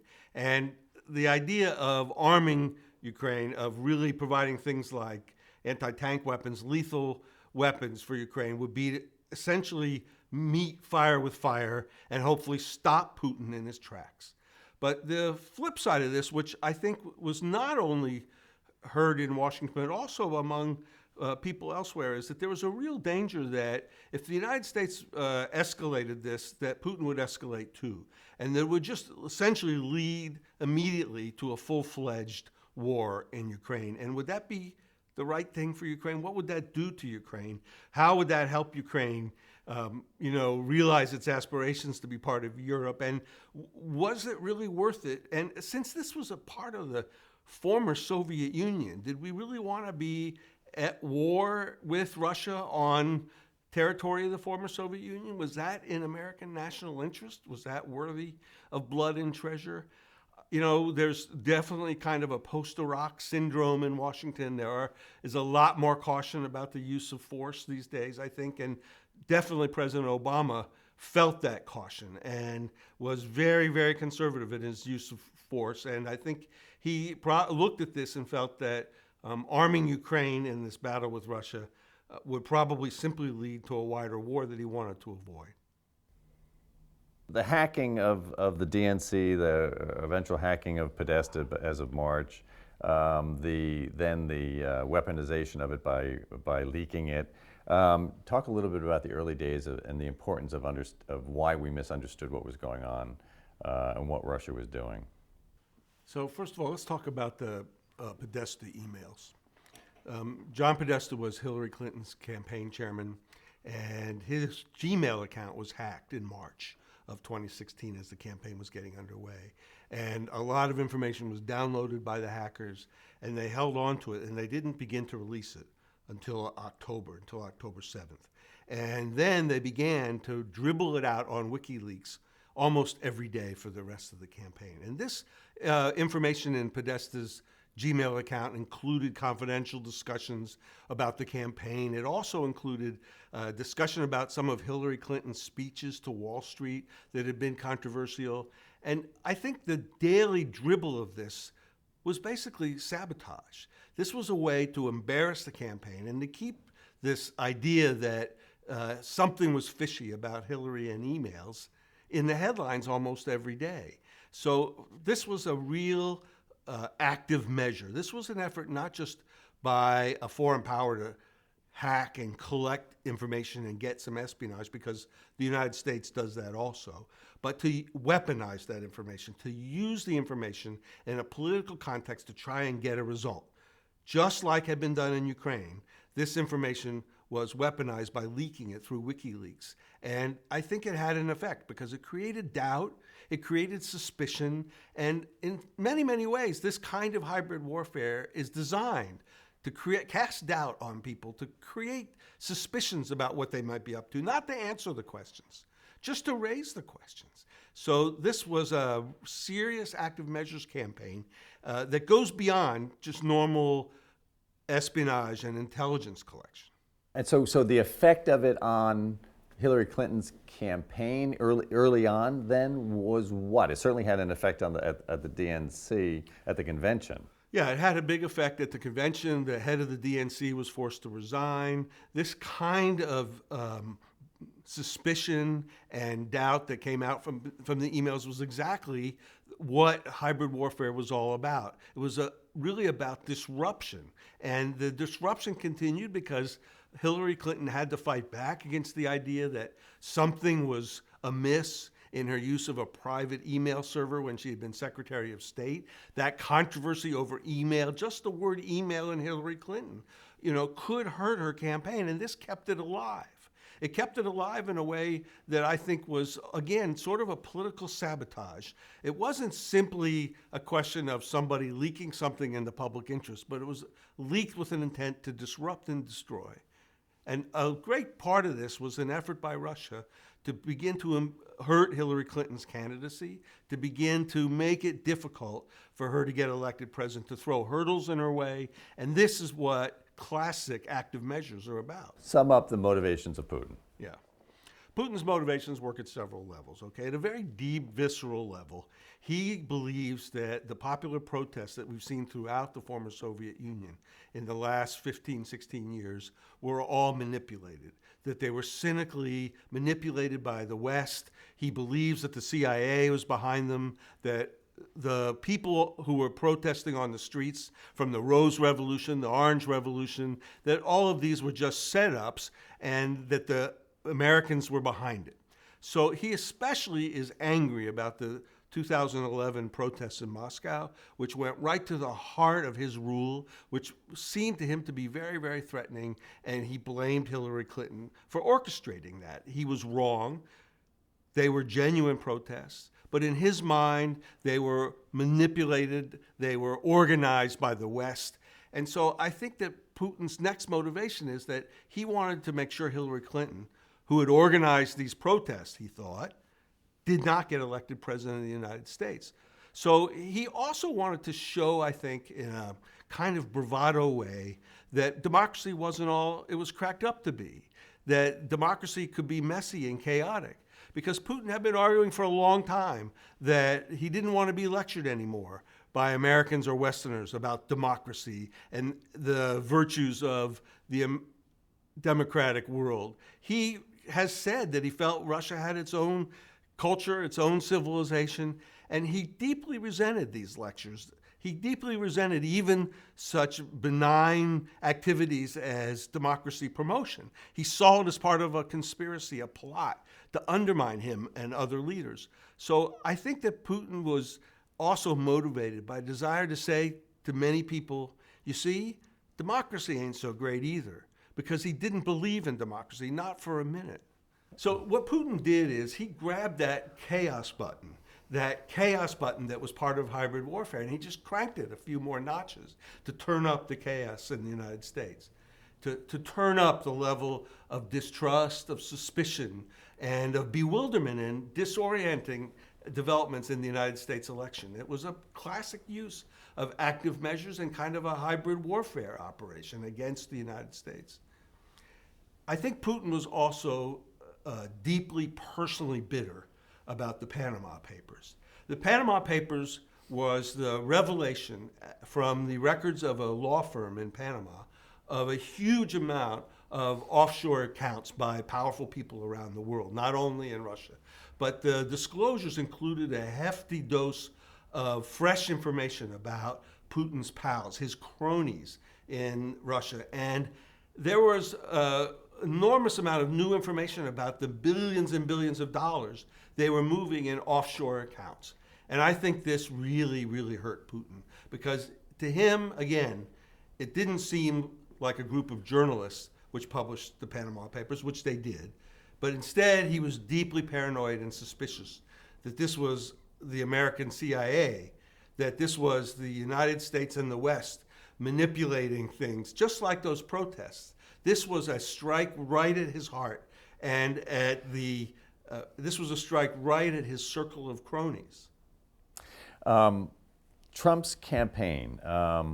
So they're talk a little bit about Trump's statements, how he was using the leaks to help his election campaign.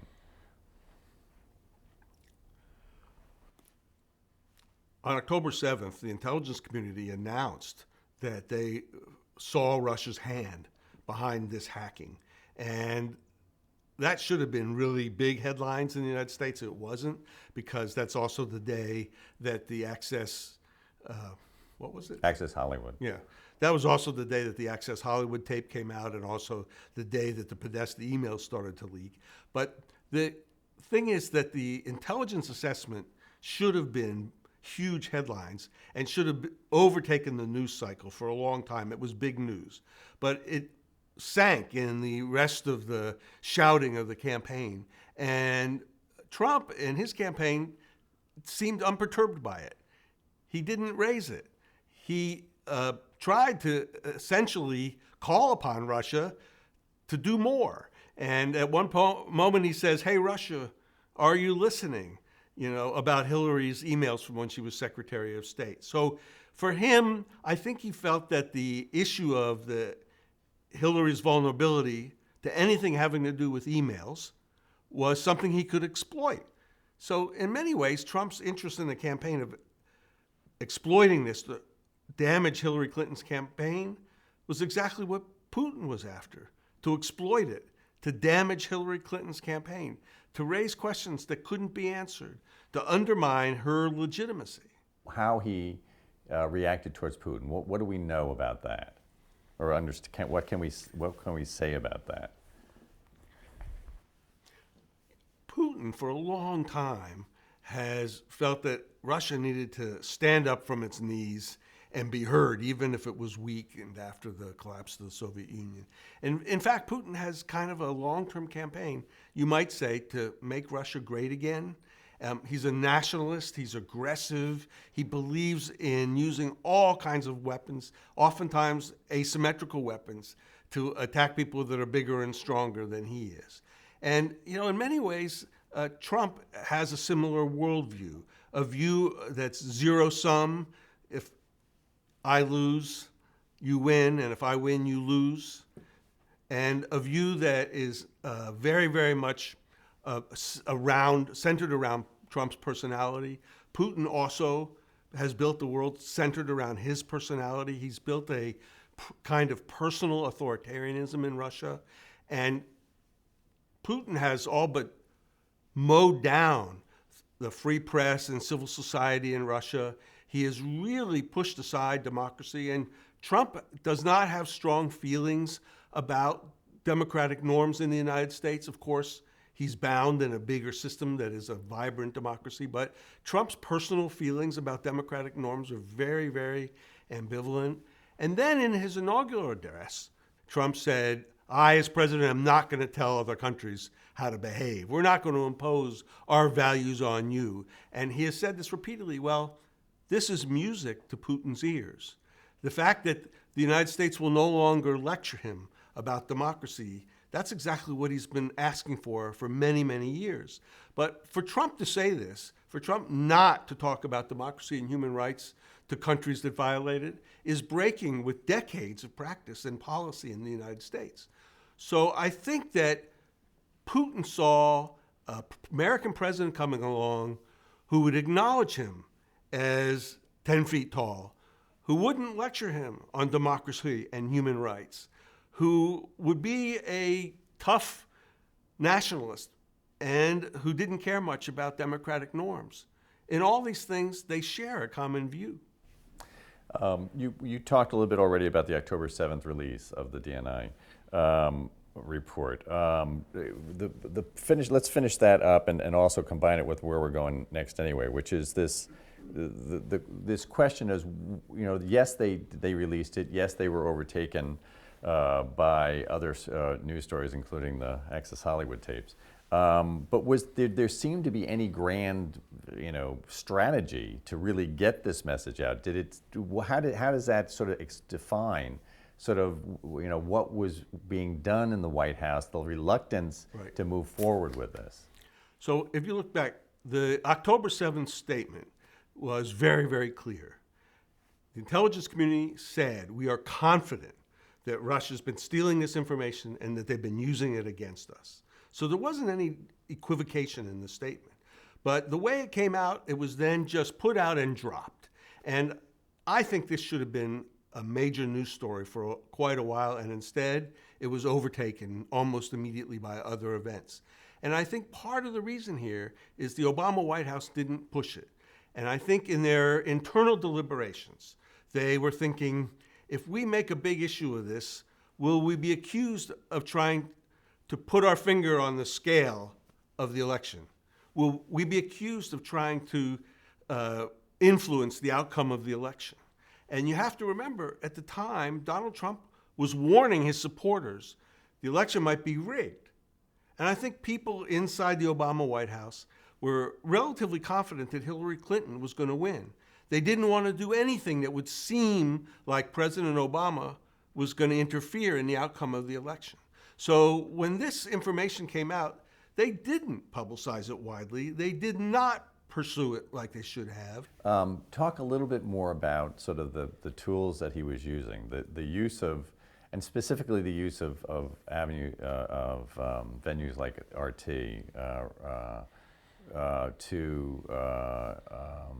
So this is a multi-pronged attack. And one of those avenues, of course, is the use of classic broadcast, television broadcast, RT, a Russian state-owned broadcaster, Sputnik, a Russian state-owned news service, broadcast and pushed out fake news, things that were made up or partially made up. A lot of times these kinds of efforts involve things that are only half true, but create doubt and suspicion. That's part of the goal.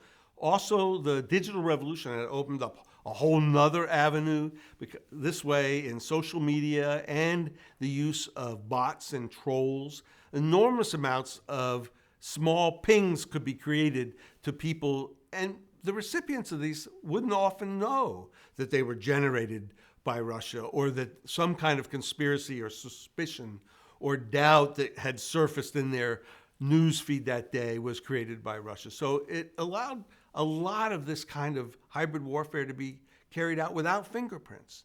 And of course, a third way was clandestine cyber conflict.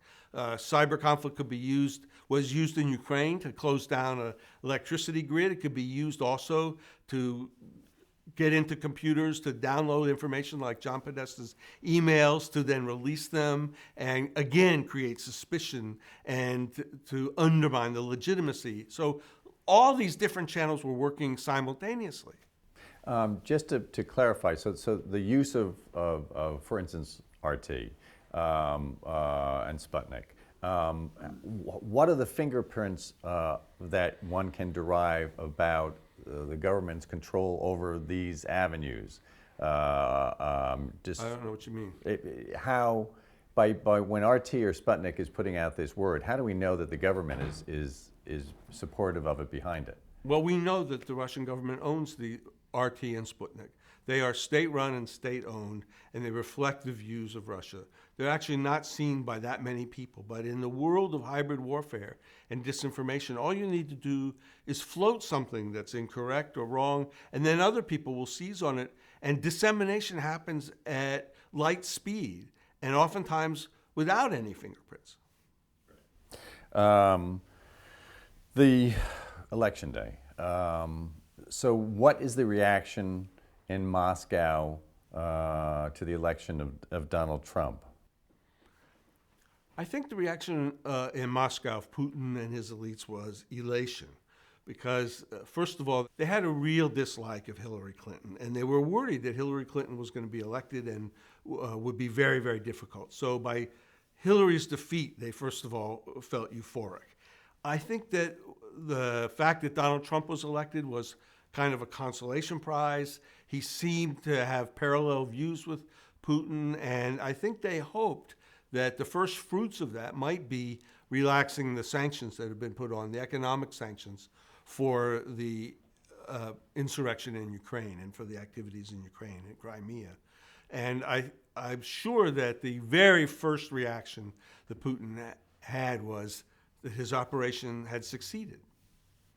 It's not really known to us whether he intended to defeat Hillary or to elect Trump.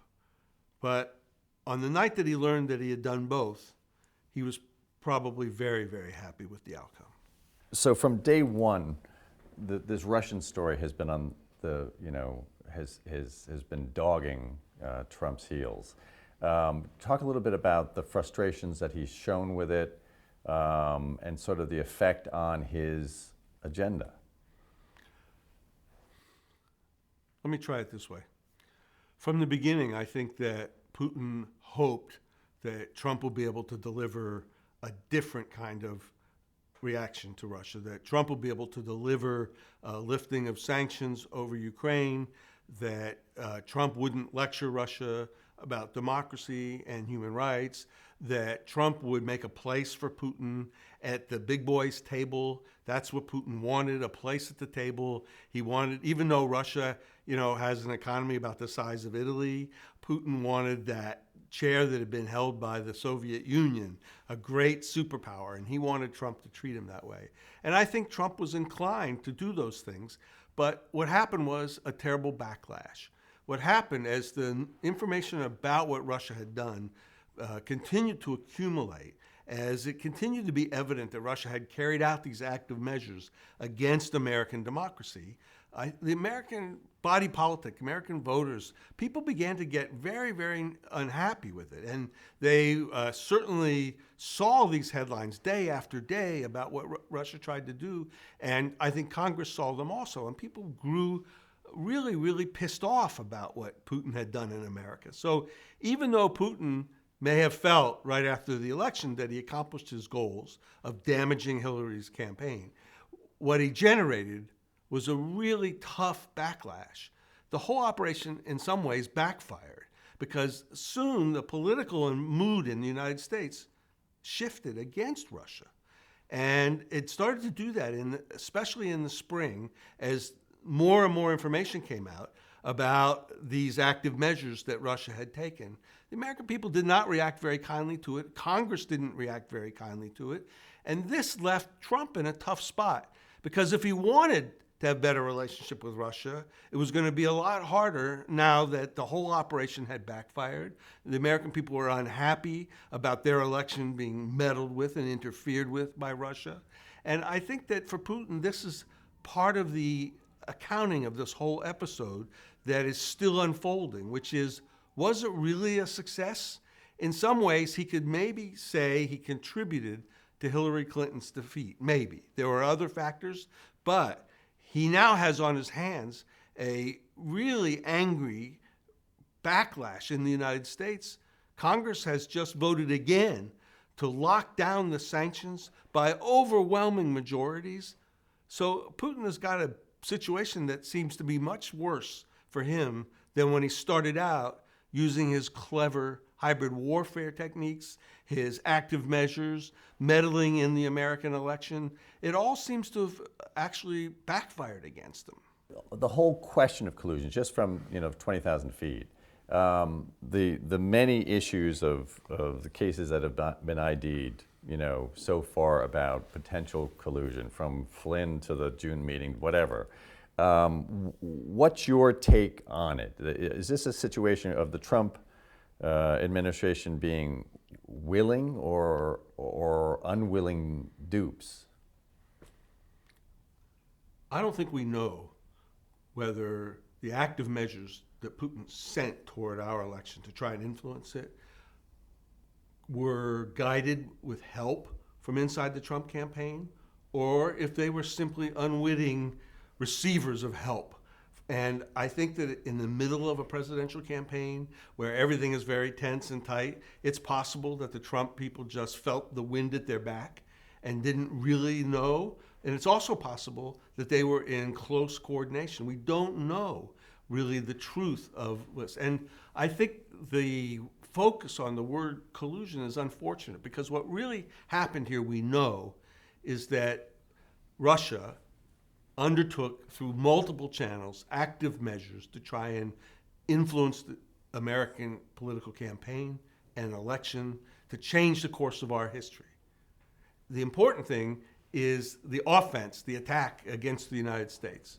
The question about how it was received and by whom, we don't have enough facts yet to answer that question. How do you see, in the end, what this is all about for Putin? If you look back at the whole of Putin's career and all those years spent in the KGB and now as president, you see a common thread, which is his deep suspicion that events are orchestrated and manipulated by dark forces. And he certainly has believed for many, many years, as the KGB did through its history, that the United States was secretly trying to undermine, orchestrate, manipulate, and subvert events. And I think that carrying that into the presidency, Putin saw all the color revolutions, the Rose Revolution, the Orange Revolution, as another example of the United States trying to steer things its way. And he was deeply suspicious of that, and also he resented deeply the idea that there was one system and one set of values, democracy and rule of law, that should dominate the world. He felt that his system and his ideas of a personalized authoritarianism could also be a major power, and that he could build Russia into a world power on that basis.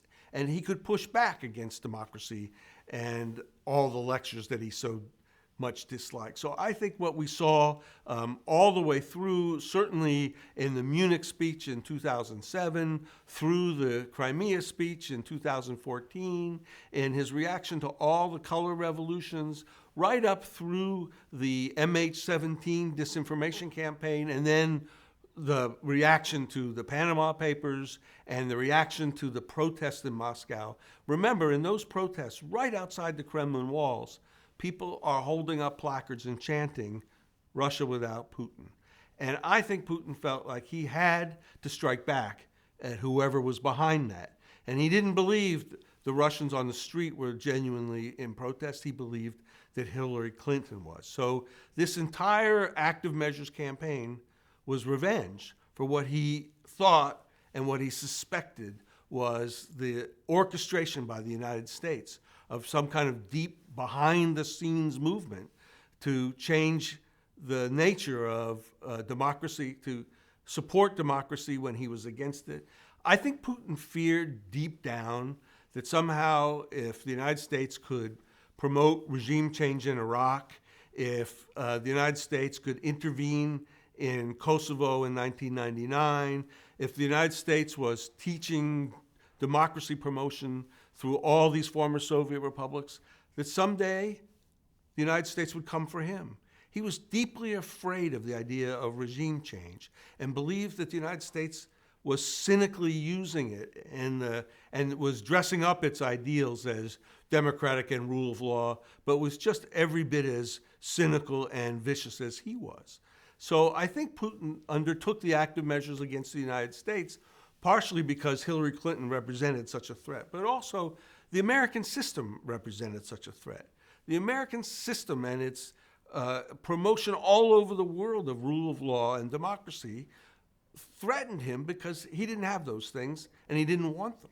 And long term, what do you think the long-term effects of these actions that Putin took in America is going to be? You know, Putin has managed a country that's got an economy the size of Italy and has a lot of problems of its own, but he's managed to insert himself into the United States political discussion in a big, big way, in a way actually that hadn't been for many, many years. The active measures he took against the United States are now part of a huge river of anger running through American politics, and in a certain way, Putin has strutted back onto the stage, you know, shoulders back, saying Russia's here. But he's also created a terrible backlash, and I don't think we know yet where that's going to lead and whether or not in the end he's going to look at this as a success or a failure.